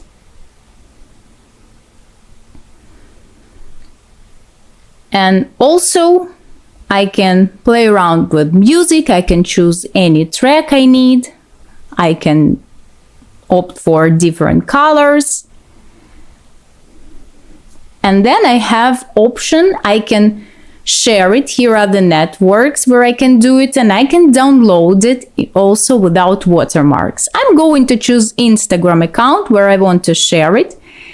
Now I need to choose captions. Let it be product title, and now I can schedule or post it now. I'll go with the first option. I'll schedule it for some particular day and time. So after I click apply, I can go to planner and see how it will look. It's still updating, but you can see that the post has already appeared. So here is the post. Another option that's worth mentioning is brand key. This is a global setting. Everything you change here will be automatically changed in the templates. And it's important that platform is always listening to your store, and every change you make is automatically reflected on the platform. As you can see, means I can accomplish in just a few minutes what would take hours of your time if you were to download even the paid version of popular editing apps. However, working to attract traffic is not all you need to do on a regular basis to boost your sales and increase your average earnings. Did you know that only 10% of online store owners use cross-selling to promote additional products in their store? Cross-selling is a powerful tool that can help you increase your average sales amount while building a loyal customer base. By offering related products in one place, customers can save time and money on delivery fees. For example, Amazon, the giant of online commerce, receives 35% of its income for additional sales. Let me explain what I mean by additional sales by giving you an example. Let's say you purchase a coffee maker. You'll likely need some additional items such as cleaning liquid, spare filters, coffee beans or capsules, and maybe even a new mug to match your stylish upgrade. In this scenario, the coffee maker is the primary item for sale, while the filters, cleaning liquid, coffee, and mug are secondary items that complement the main purchase. These extra sales can generate from 30 to 40 more money for your store. If you think that setting up a tool for your online store is difficult, don't worry, you don't need the help of a marketer or programmer to insert special code and set up end-to-end analytics. The great thing about Shopify online stores is that almost any tool can be customized using plugins. And you can use the Reconvert post-purchase upsell tool to work with pre-sales. Reconvert post-purchase upsell offers several advantages. Firstly, you don't need to have programming, layout, or analytical skills, as the funnels are already automated. You just need to edit the data. Secondly, you can test the tool for free with a trial version for 30 days. Also, you can set up an order confirmation page immediately and use it as an additional marketing tool, which will help you generate additional sales. Lastly, you can use ready-made automated templates to generate additional sales. After you downloaded and installed Reconvert, you need to take a few simple steps to set it up on different pages of the store. I suggest using best practices that we are offered, and if we click on every block like I'm doing now, we can see what exactly will be added. But if you want, you can always change it now or later on. Also here you can set up the maximum discount. As you could see, it was 30%, but you can change it to any to your liking. To move on, click Get Started, and due to the latest Shopify changes, now you have to add each block separately to Shopify pages. So start doing it by clicking here. Reconvert made it pretty easy. So you need just to click this button. Then make sure to choose slot number 1 and wait for the widgets to load.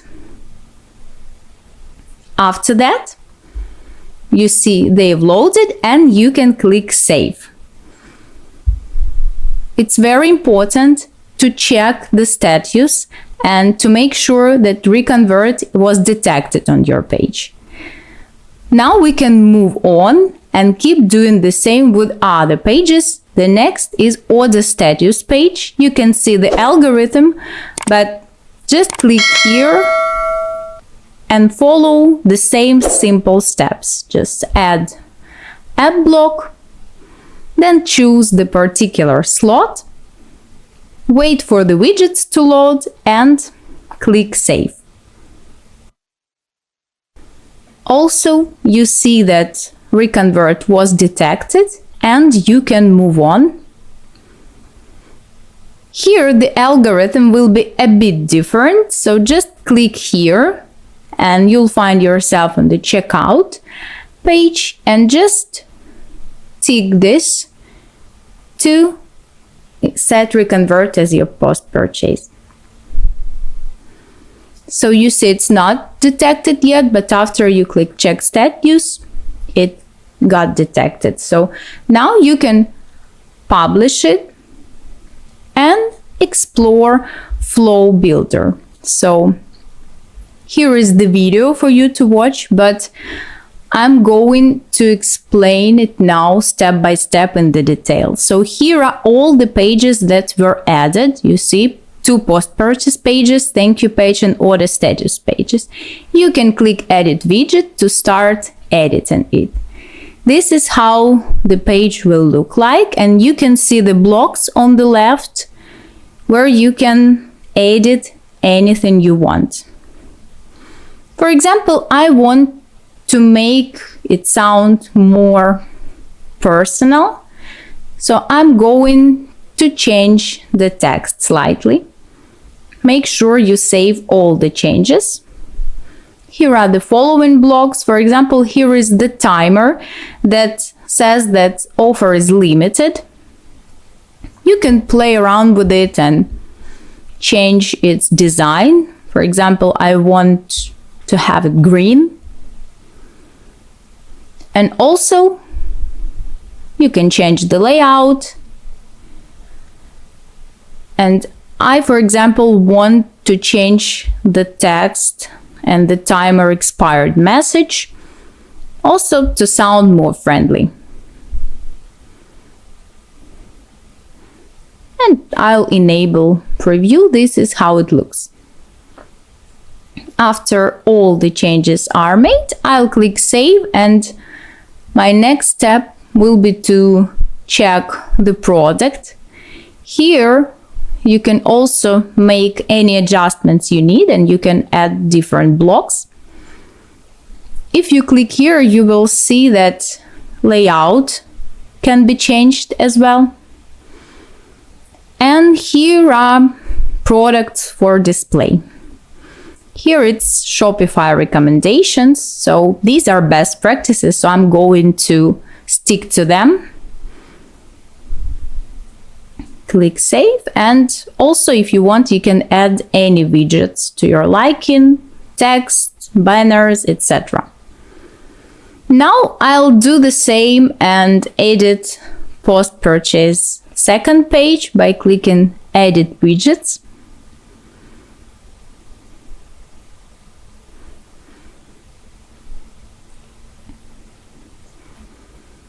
Here the idea is similar, and Again, I want to change the text to address to customers.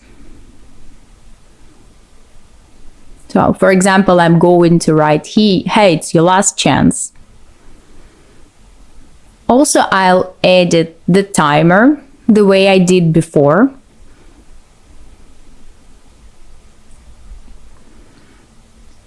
And change a bit the timer expired message.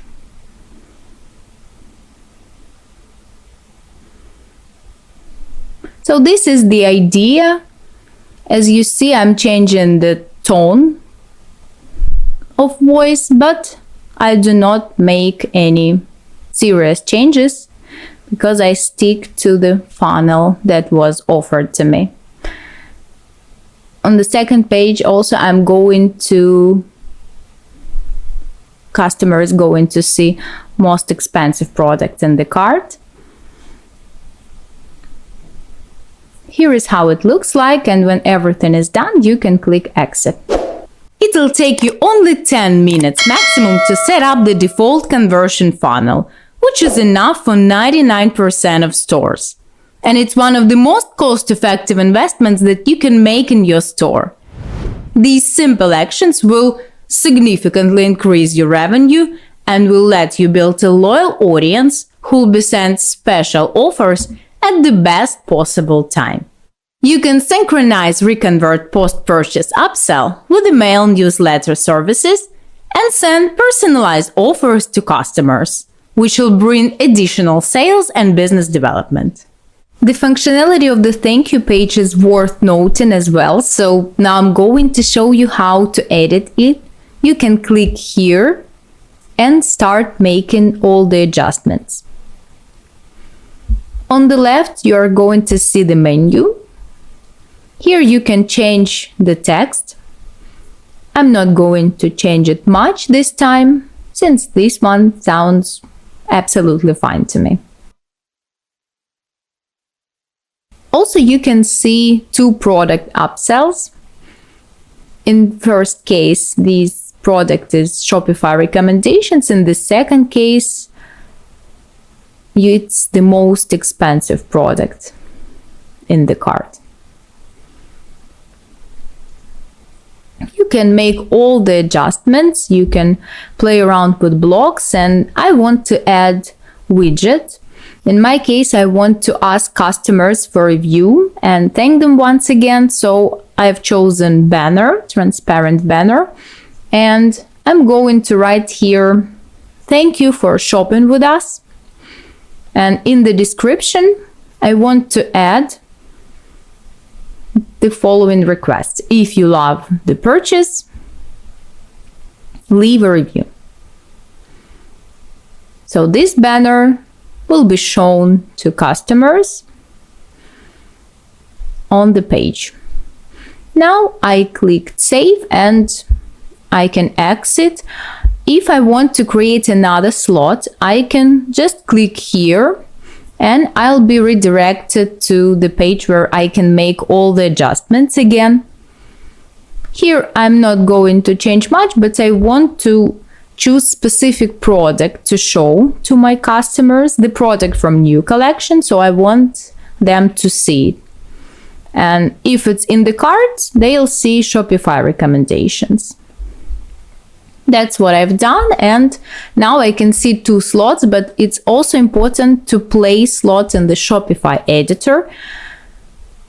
And I'm going to do it the same way we did previously by clicking here and choosing thank you page slot 2.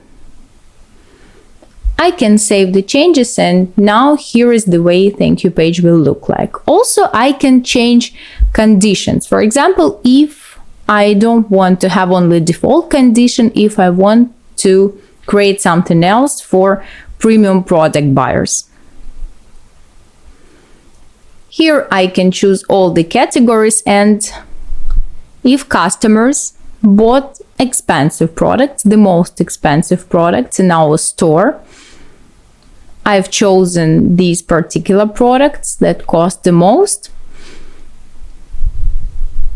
they will be shown something extra. You see that I have default condition, and in premium condition I have in the same slots.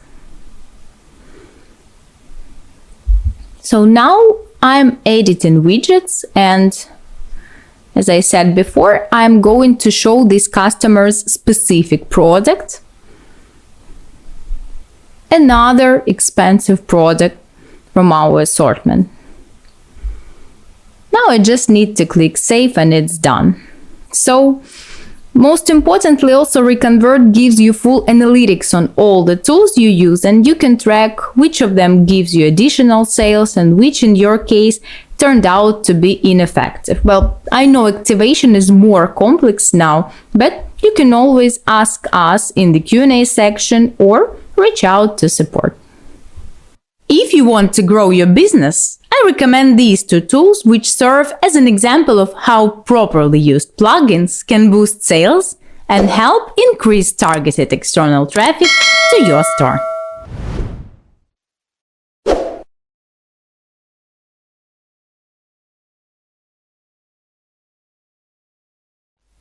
In this module, there will be only one lecture about my top plugins for promoting your online store.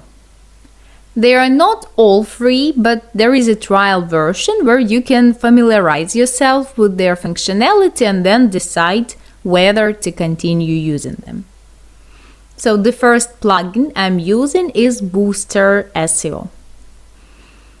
It's irreplaceable for working on your store's SEO because it automatically optimizes your store's metadata, it monitors errors, also assists in correctly adding microdata, and helps configure URLs for products and categories. Another plugin I'm using is Tidio. It's an online chat where managers can communicate with customers in real time. It also offers features like chatbots, autoresponders, and integration with social media. It's a very good option because quick responses from managers to customer queries help increase conversions and reduce bounce rates. Also, this plugin offers a free basic plan and more advanced version starting from $18 per month. One more plugin I'm making the best of is Klaviyo. It's one of the best tools for email marketing, and it enables email newsletters to customers. It allows segmentation and automation based on customer behavior and purchases.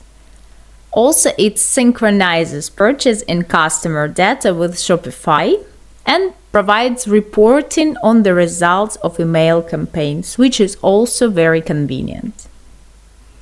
One more plugin I'm using is the following. If you have an active store on Etsy, it allows you to import reviews in your store, and they can be displayed on the product page, on category page, or home page, depending on where you place the corresponding code. So here you can suit yourself. Last but not least is Pocket. It's for those planning to engage in drop shipping, and it helps find products across European and US platforms based on specified parameters, including suppliers' locations. It allows adding selected products directly to your site with images, and it also assists in promptly sending orders to suppliers. And in general, it combines the search engine and CRM system for dropshipping. Well, in fact, there are numerous useful plugins for Shopify, and with them you can customize everything in your store, from the style of buttons to the order confirmation page, for example.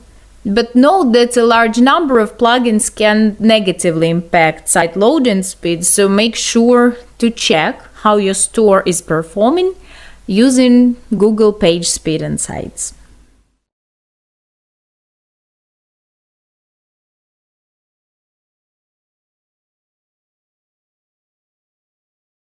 Any website, no matter if it's an online store, informational or news site, will only generate conversions if it receives traffic. And the more targeted traffic, the more sales or other types of conversions. So what is conversion? Conversion is the targeted action taken by a client on your website.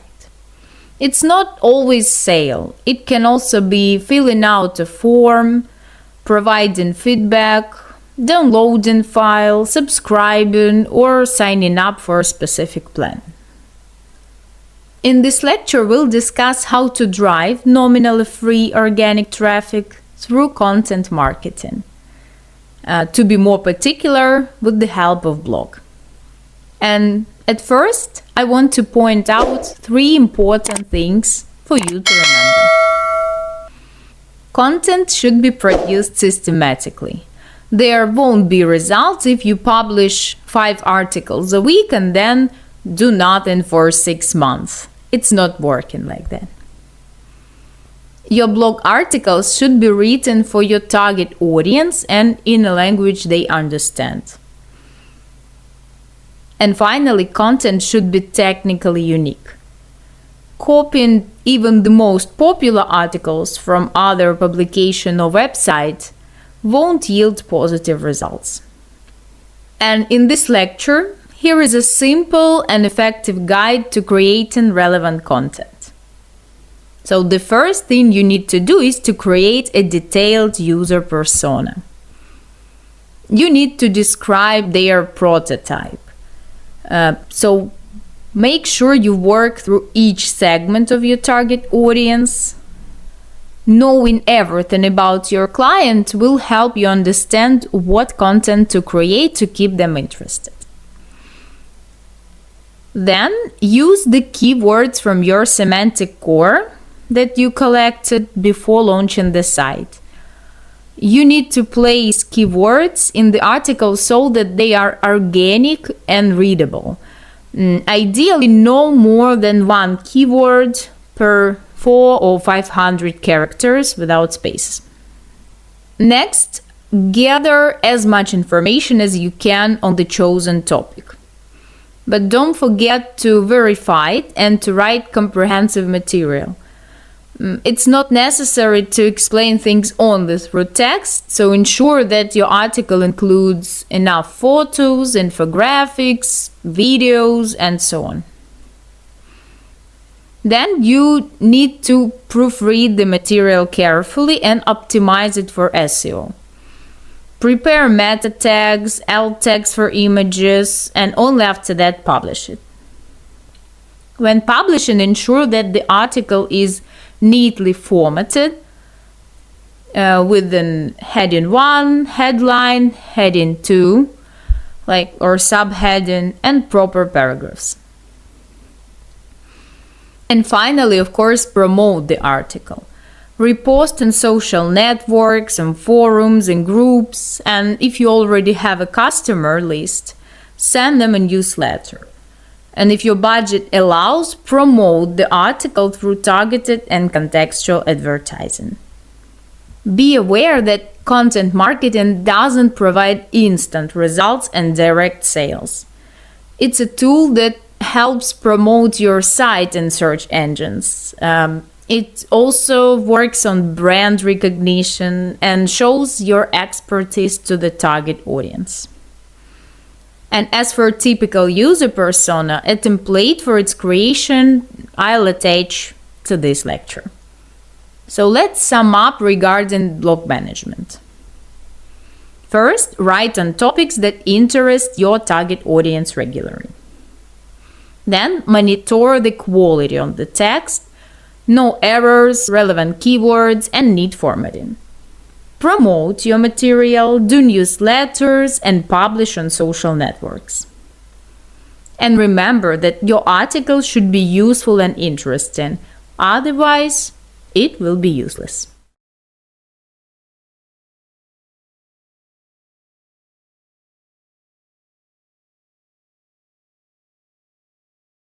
Advertising is one of the tools to boost sales and brand recognition. It'll help you achieve the desired result, but only if, first of all, you have created a good landing page for different devices. Ironically, poorly designed websites, non-functional order buttons, broken payment page are the most common mistakes that lead to a failed advertising campaign. Also, make sure you've analyzed your target audience and created relevant creatives. Simple image or video, unfortunately, is no longer effective. And also, make sure you are working comprehensively on promoting your website. Content marketing, email campaigns, advertising campaigns, and SEO all together. So the very first thing you need to do before launching advertising is to define your target audience. And of course, it's even better if you can create a typical user persona. So to do it, you can use the same template from the previous lecture. I've already given it to you. And most likely, you'll have several segments of the target audience. For example, those who will directly use your product and those who'll buy it for someone else. For each segment of your target audience, you'll create a typical user persona. And based on this portrait, you need to develop an advertising offer.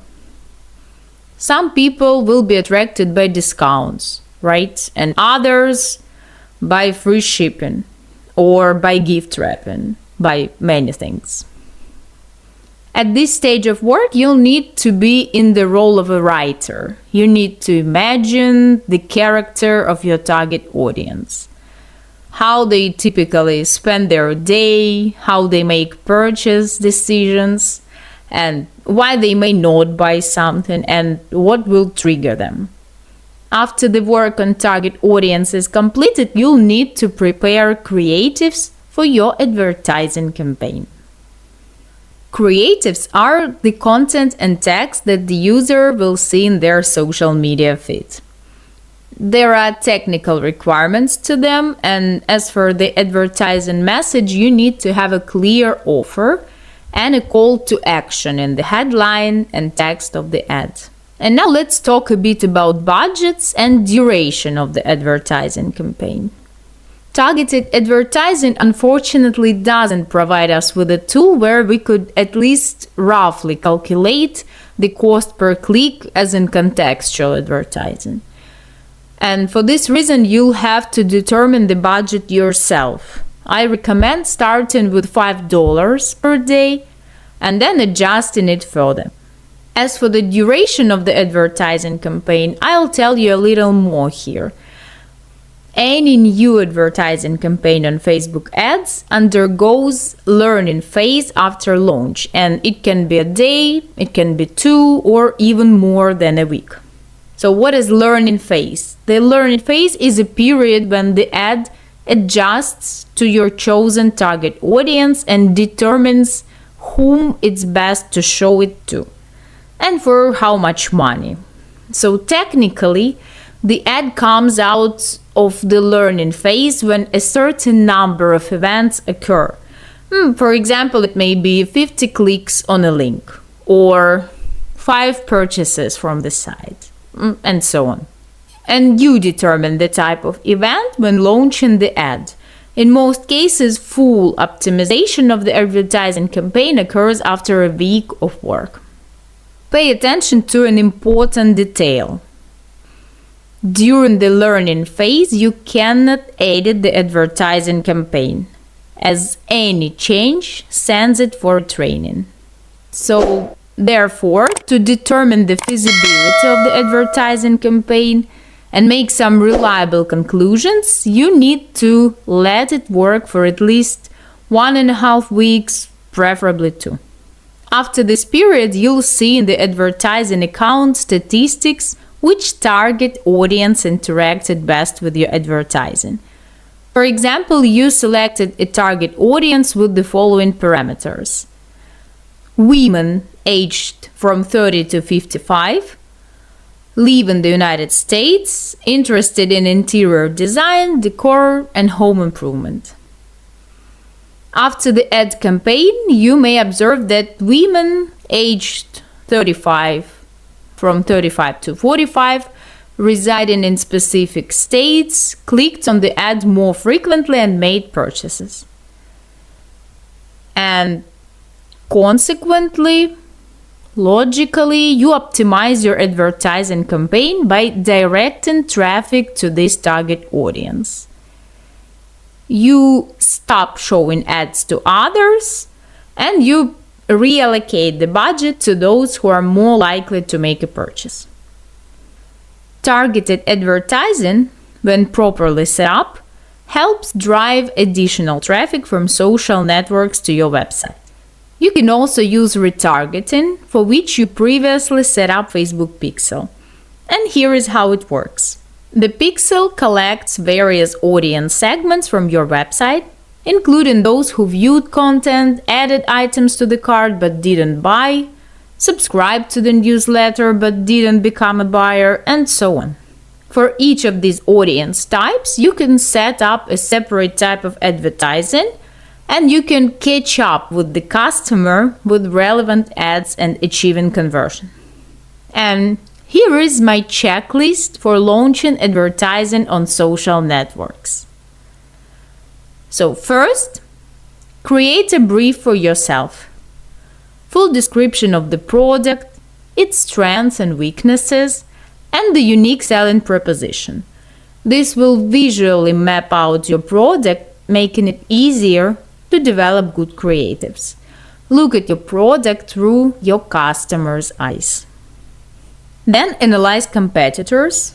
You can check active advertising campaigns through the Facebook Ads library. After that, check landing pages.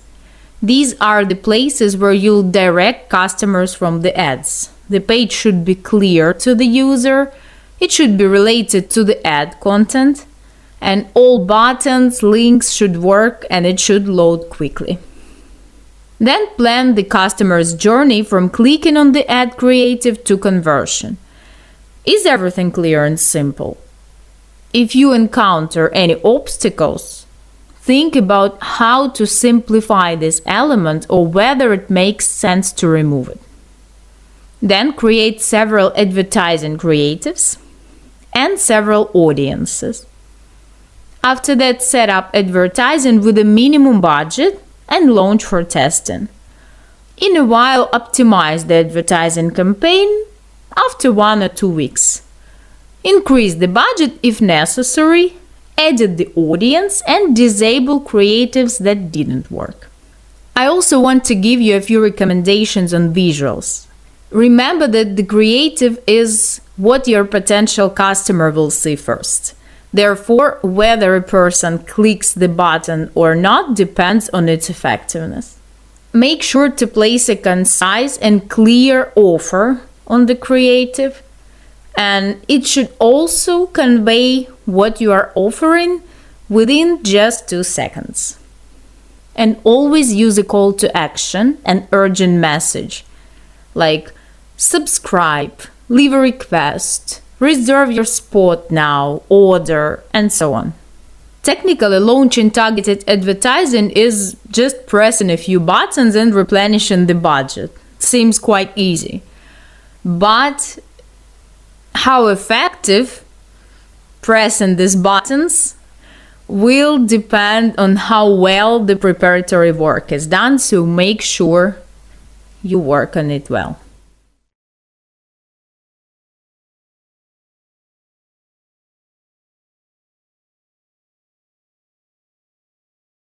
The Facebook product catalog is another sales channel that you can use for your business.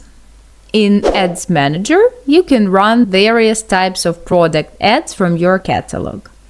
For example, Advantage Plus catalog ads automatically show people relevant products from your catalog based on their interests and online activities. Then Collection ads, which display 4 products from your catalog beneath the main image or video. People can click on items to learn more or view similar products. Carousel ads, which showcase multiple images or videos that people can scroll through, each with individual links. Catalog items can be dynamically added to carousel carts. And finally, ads with product tags, which promote specific items from the catalog. When clicked, a person is directed to the product details page, where they can view detailed information or make a purchase. If you sell physical products, you can also create a store on Facebook or Instagram using Commerce Manager. Marketplace is a sales platform on Facebook and Instagram where you can customize your store and create collections of featured products. Additionally, Instagram shopping allows you to tag products from the catalog in posts and stories on Instagram. But remember, only one product catalog can be connected to a business manager, and it can't be deleted later. Setting up the product catalog is done here. You can manually add products. I'll explain how to do it step by step below, or you can synchronize them from your Shopify store. You can synchronize it in Commerce Manager. Click here, then click further, and simply choose Shopify. And click further. Now I'll give you an instruction how to add products manually. The first thing you need to do is open Commerce Manager and select the relevant catalog. Then open the catalog tab and click on Products. After that, click Add Products in the drop-down menu and choose Add Multiple Items. Click Manual and then click Next. A bit later, I will show you how it works in practice. For now, let me give you some more information. Each row in the form corresponds to one product. So start by adding the product image. Images must have a resolution of at least 500 by 500 pixels, and they have to be in the following formats. And the image size should not exceed 8 megabytes. Then you need to enter name, description, product information, and make sure you scroll right or press tab on the keyboard to view and fill in all fields, because you need to provide as much information as possible to help customers make purchasing decisions. And to add another product variant, for example, different size or color, click the icon to the left of the item row and select Add Variant. There you can modify information for the new variant, and logically to add more variants, click New Variant. And to add a new product, click New Row or expand the menu next to this item to add 5 or 10 new rows at once. To create a copy of the product, click and select Duplicate Item, and then modify the information for the copied product. And when everything is ready, select Upload Products in the bottom right corner of the screen, and in the confirmation window, click Done. Uploaded products will undergo moderation for at least 24 hours. Know that any changes to the product card will automatically send it for remoderation. And since the product catalog interface may vary slightly, I will show you how to add product. Click Add Catalog. Then you need to select your catalog type and click Next. Then click Create, and the catalog is created. You can view it.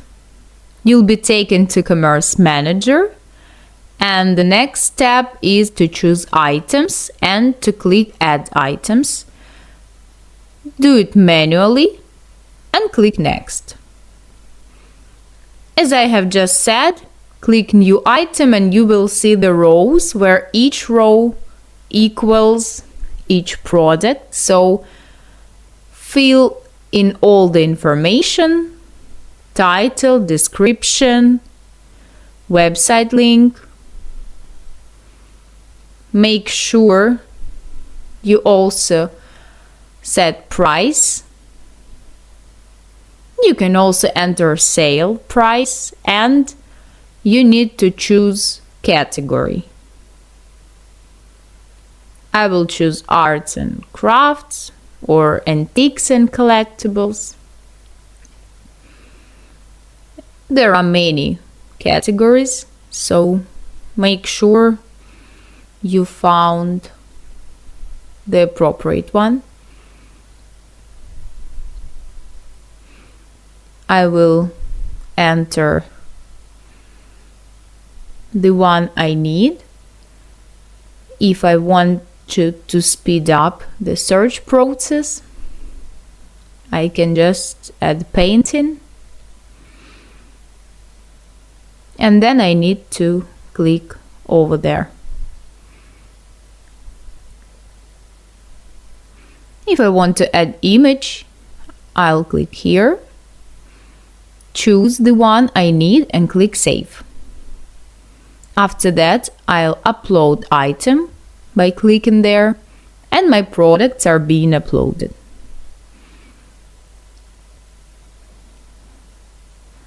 So now I can see the item I've just added.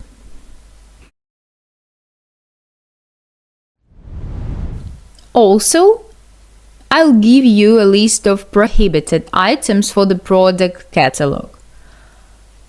I won't enumerate all of them, but as you see, among the most popular but forbidden are adult products, alcohol, then products with a sexual undertone, and any material that contain elements of discrimination, gambling, dietary supplements, and prescription-only medical products, and so on. So, as you can see, the list is quite long. So, for violating these rules, your advertising account will be blocked. Therefore, before launching, check whether your product falls into the prohibited list.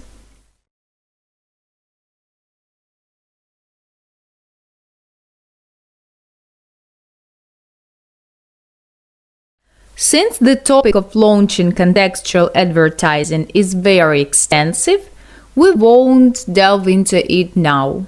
So let's talk about the simplest method, launching a campaign based on your product feed in Google Shopping.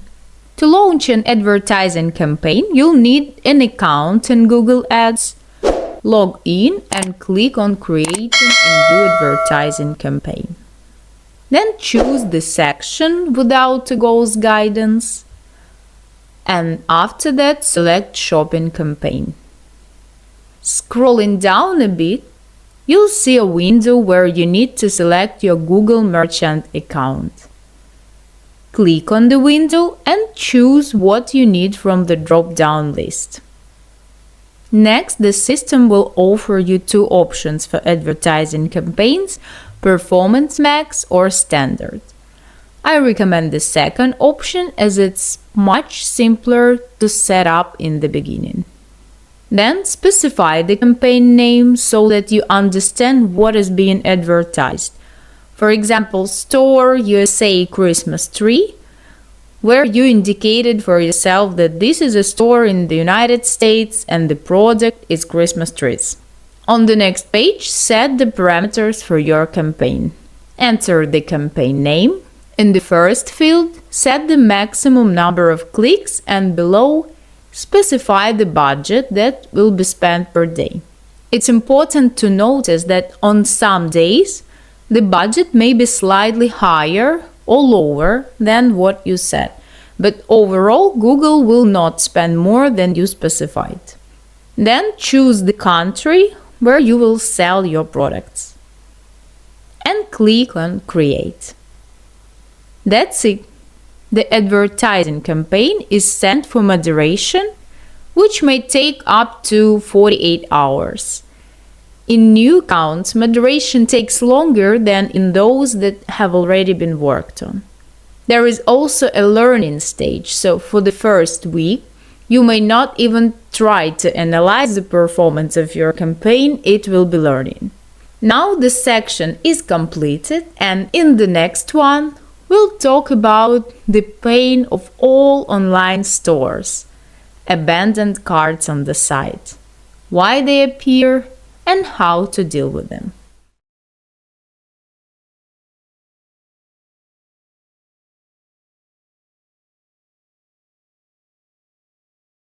An unfinished order on a website is a common thing in e-commerce. Despite it, not all online store owners strive to minimize this indicator. However, by effectively addressing abandoned carts on the site, you can generate additional sales. In this section, we'll have only some lectures. In this lecture, I'll give some reasons for shopping cart abandonment, and in the next one, I'll demonstrate how an automated email sequence can convert abandoned carts into sales. The average rate of abandoned carts can reach up to 70%, and conditionally, this is a normal number overall in e-commerce. Of course, it also depends on product sales and delivery conditions, and it depends on seasonality. However, if the rejection rate in your online store exceeds 80% and approaches 90%, then the problem is clearly with you, not the general statistics. I'll give you some reasons for abandoned carts. The first reason I call, I'm just shopping around. People visit to compare prices, explore offers, and put items in the cart, intending to possibly return and make a purchase later. However, what is deferred is often not purchased. Users simply forget about what they were considering, since they usually buy what suits them immediately. Another reason is various distracting factors. A customer came specifically to buy something from you, but someone distracted them, they switched to scrolling social media, went to work, and so on. Engrossed in their activities, they forget about filled shopping cart, and that's it. One more possible reason can be no mobile-friendly version. More than 50% of users purchase something from a smartphone. So, if the mobile version of your online store is not well designed, be prepared for a high rejection rate. One more reason is the need for registration to place an order. No one likes filling out unnecessary fields, especially when a lot of data is required. And in such cases, customers often close the tab and then choose another option or go offline. Lack of convenient payment systems can be named among other reasons. If the store doesn't accept card payments, PayPal, Google Pay, Apple Pay, there will be few customers. The last reason is unfriendly website interface. Nobody likes unclear navigation, and it can lead to rejection. Long page loading and non-working buttons or links can also be the reasons for abandoned carts. Among other reasons, I would name lack of trust in the website, no HTTPS protocol, poor design. In general, it creates an image of a suspicious site. And inability to quickly contact a consultant.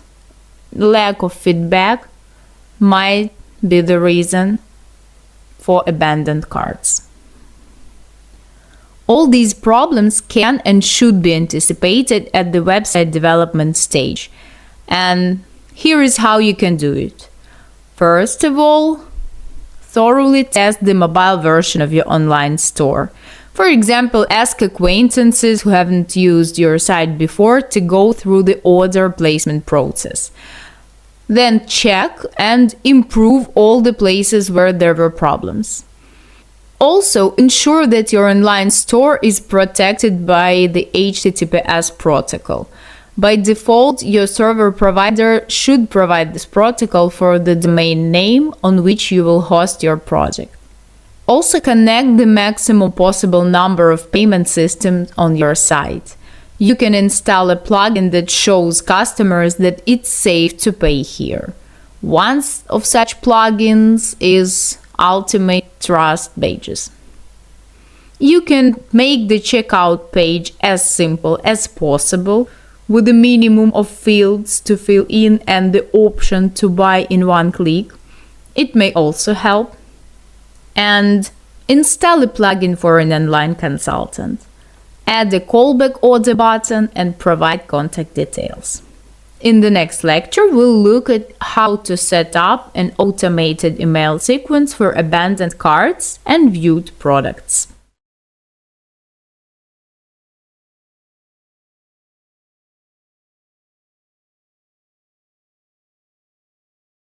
To set up an automated email sequence, you'll need this plugin, Shopify Mail.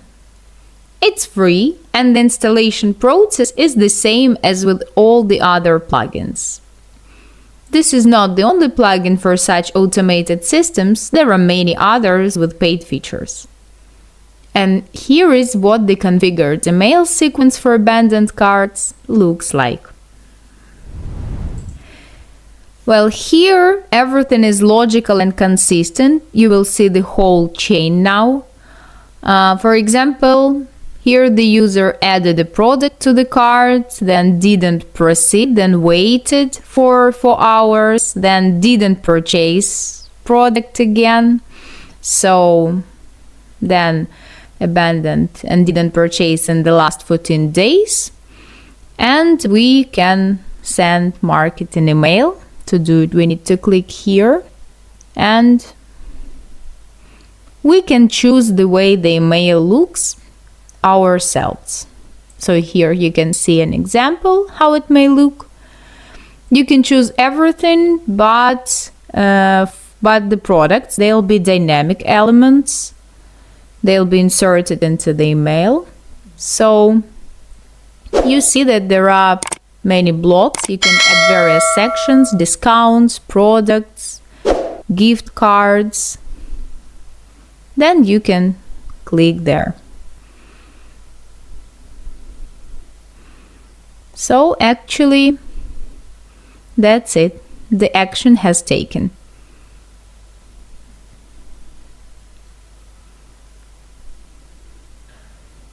It's important that you need to set up the discount in the store beforehand. You can create several basic discount offers in advance and then choose them for insertion into the email depending on the situation.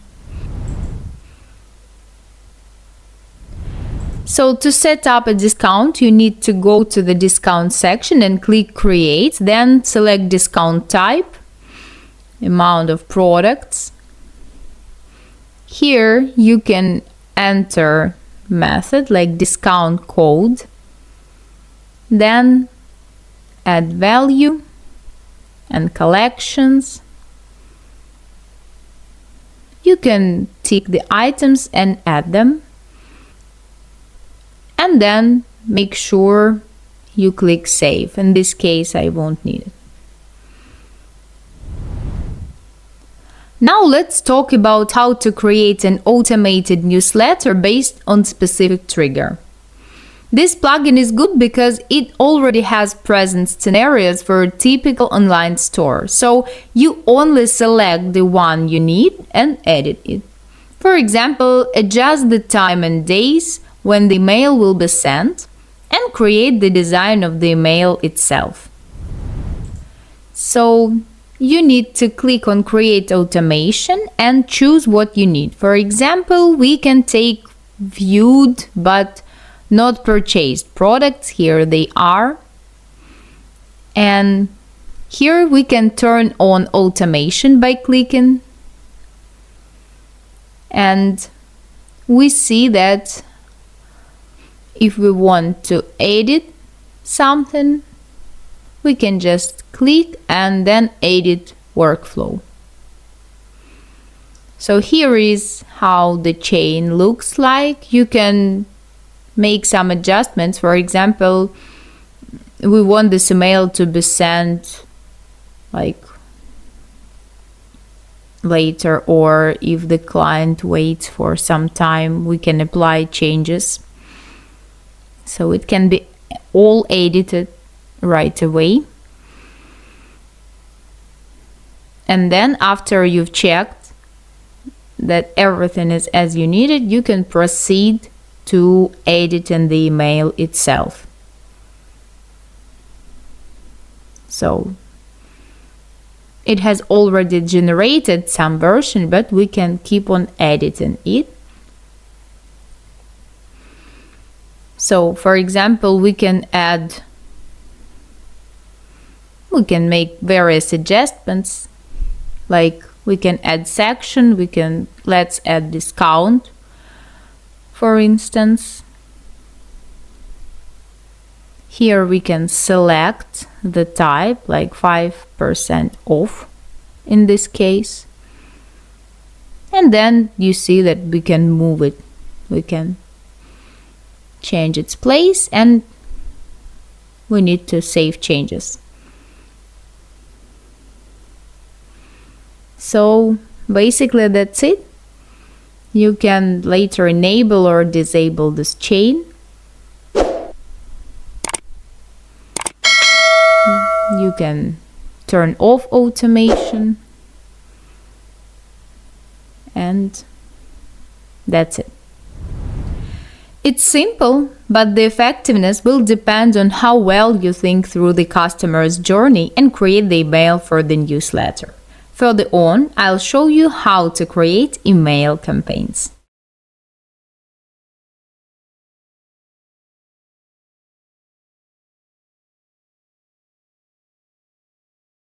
So why to use email marketing for business?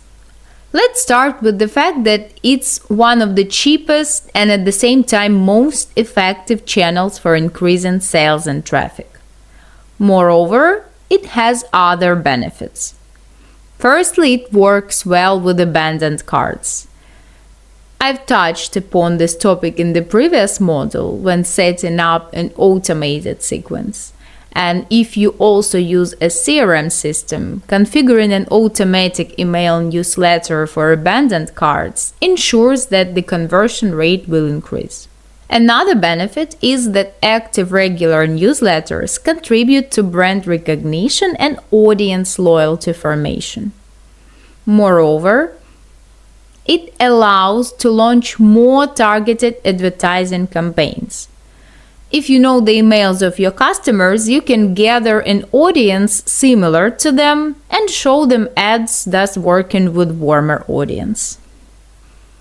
Regular email newsletters also help stay in touch with the audience, preventing them from forgetting about your brand and product. And thereby they increase the percentage of repeated sales. And as you remember, retaining an existing customer is cheaper than attracting a new one. You can send newsletters to your customer base with some good offer or news, and it also boosts sales. For example, if you've released a new collection and have a base of those who previously bought t-shirts in spring, you can send a newsletter to this base announcing the arrival of new cold weather clothing with a 5% discount for previous buyers, and this way you can generate additional sales. Consider email marketing as a tool for increasing brand awareness and boosting sales. However, it will work efficiently if you launch your campaigns thoughtfully, which means timely, to the right audience, with an interesting offer, and all packaged in an attractive email.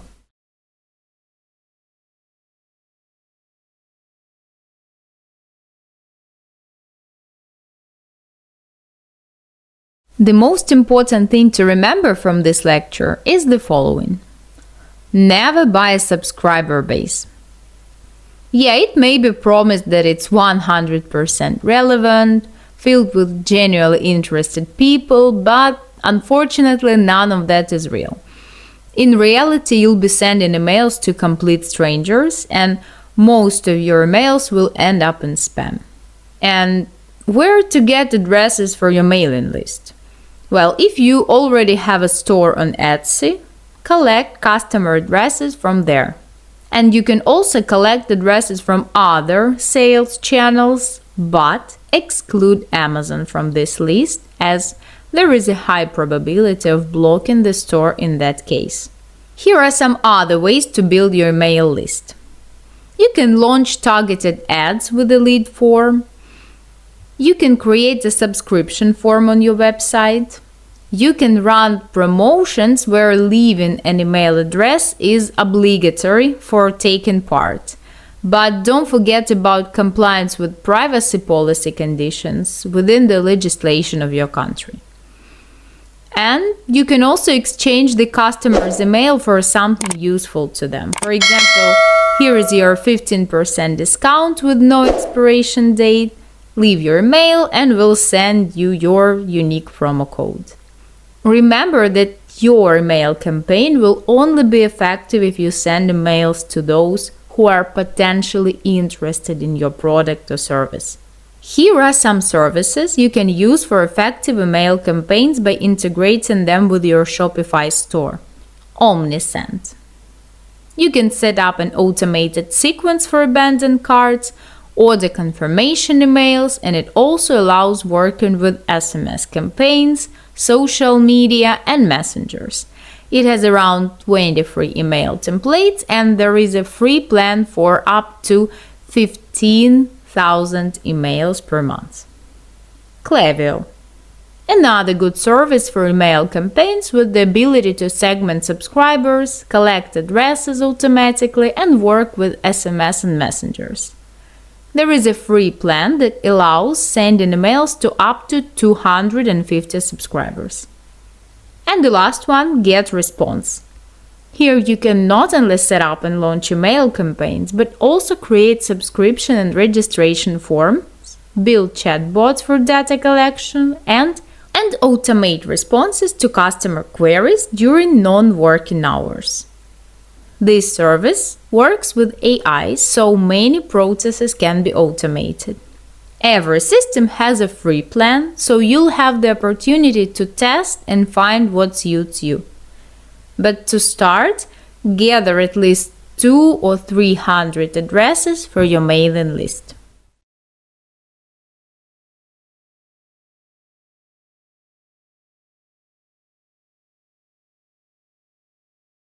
The most important in email marketing is to create an appealing email for your potential customers and send it so that it reaches the recipients without ending up in spam.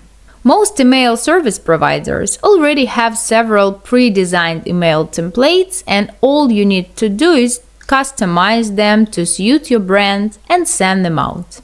However, to customize them correctly, you need to know the approximate structure of email. And here is a basic one that you'll need to adapt to your business. First is email subject. There you specify to whom your email is addressed and for what occasion. Without a subject and an addressee, it risks going unopened and being marked as spam. Then, email content with offer. Here you provide the main content of the email along with your offer. Then goes CTA or call to action, where you include a call to action prompting the recipient to take a specific action. And the last one is an unsubscribe option, so always include it.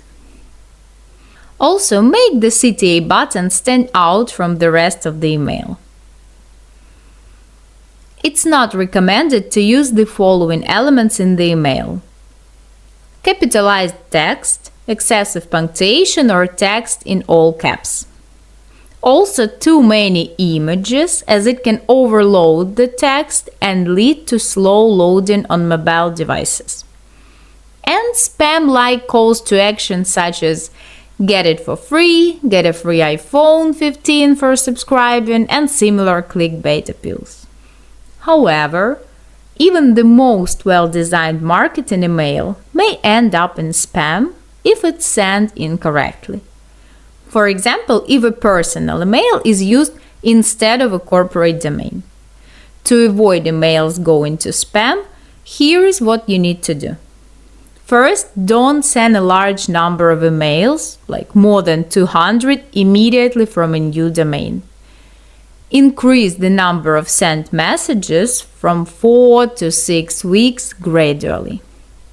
Then use a reliable corporate domain for sending emails. And of course, send emails only to genuinely collected subscribers. Don't buy bases, as such campaigns can only harm your brand.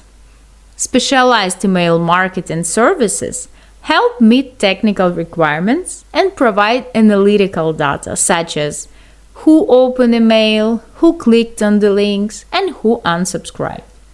With such data, you can segment your audience and send the next emails more precisely.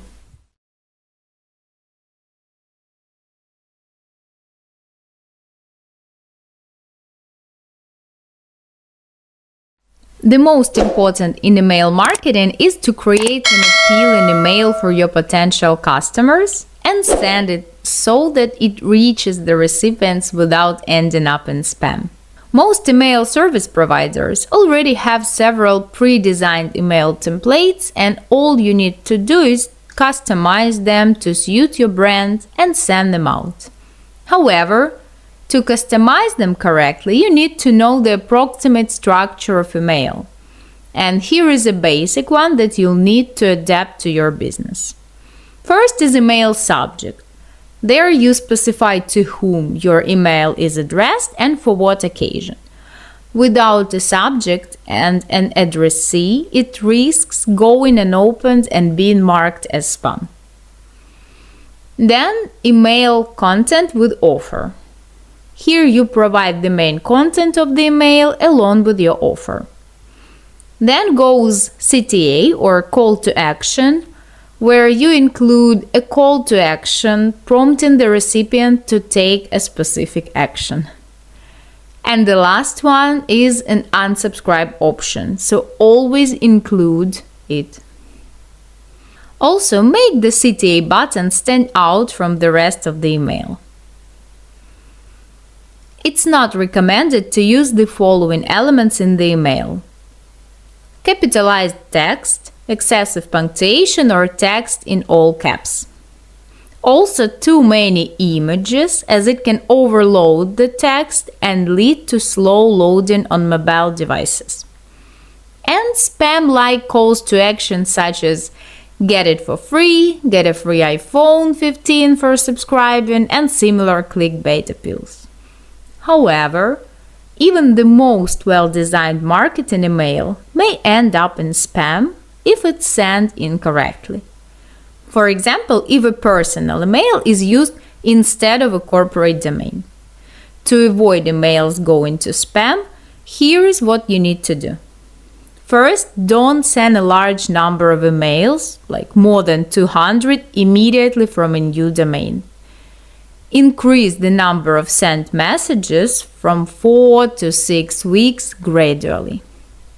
Then use a reliable corporate domain for sending emails. And of course, send emails only to genuinely collected subscribers. Don't buy bases, as such campaigns can only harm your brand. Specialized email marketing services help meet technical requirements and provide analytical data such as who opened email, who clicked on the links, and who unsubscribed. With such data, you can segment your audience and send the next emails more precisely.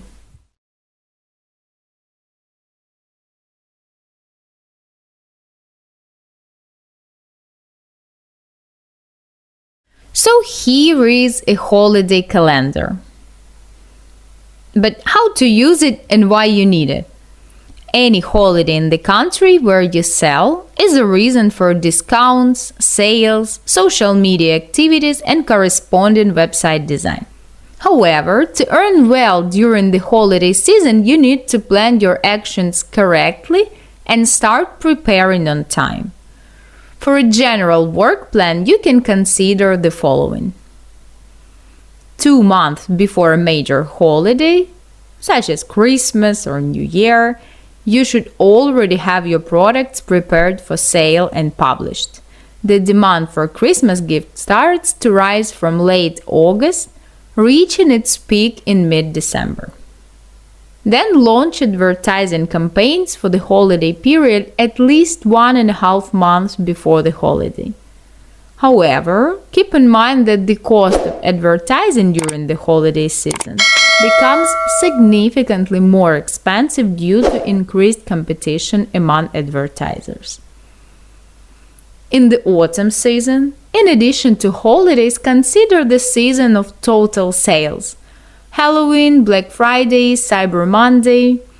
Take this into account when setting prices for products to ensure that the discounts you offer don't result in a loss. Adjust prices in advance so you can provide profitable promotional offers. In addition to planning discounts and promotions, don't forget about the proper design of your website. Create holiday banners and display information about discounts on them. If you've collected an email database, send newsletters to your customers to generate additional sales. And remember to be active on social media. Start posting in advance that you are planning holiday sales. Keep in mind that the holiday season is your opportunity to achieve high sales. But to make it happen, you need to plan everything properly and on time.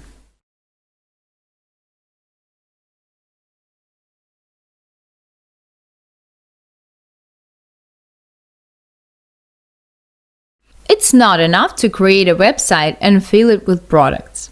To ensure your online store generates good revenue, you need to keep developing it. And here are several recommendations for continuous work on your online store. But note that specific channels may work well for your case, while others may not, so testing is important. Contextual advertising. This is a good channel for driving traffic, as people who click on it are potentially interested in your product. Google Shopping, an effective channel for traffic with advertising costs lower and more efficient than traditional contextual advertising. SEO, search engine optimization, is an ongoing process. However, it requires a skilled approach and long-term, costly work. So it's better to hire a good specialist. Targeted advertising. Display relevant ads where your target audience is present. To make this type of advertising effective, manage your social media and collaborate with microbloggers to increase brand awareness. Monitor the usability of your online store. Remember the 3-click rule. Users should be able to go from the home page to placing an item in the cart within 3 clicks. Don't forget about email marketing. Send regular emails to a segmented database, monitor the performance of your automated chain. It's a good channel for retaining already acquired customers, as retaining an existing customer is cheaper than acquiring a new one. Inbound links. continuously work on getting authoritative websites to link to your site. Order articles in thematic online publications, engage with forums and thematic groups on social media. The more links to your site, the better it will rank in search results. Remember that when it comes to business promotion, you should always have a plan and test customer acquisition channels. Plan your marketing activities and be sure to use analytics. It will provide valuable information on customer behavior, also on traffic sources, which traffic channels generate more sales and which simply eat into your marketing budget.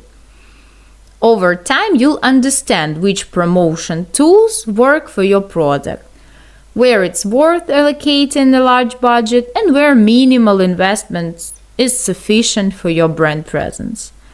At each stage, Academy lecturers are ready to help.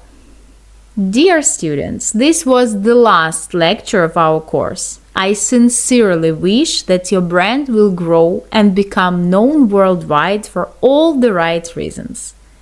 You've got this. Best of luck.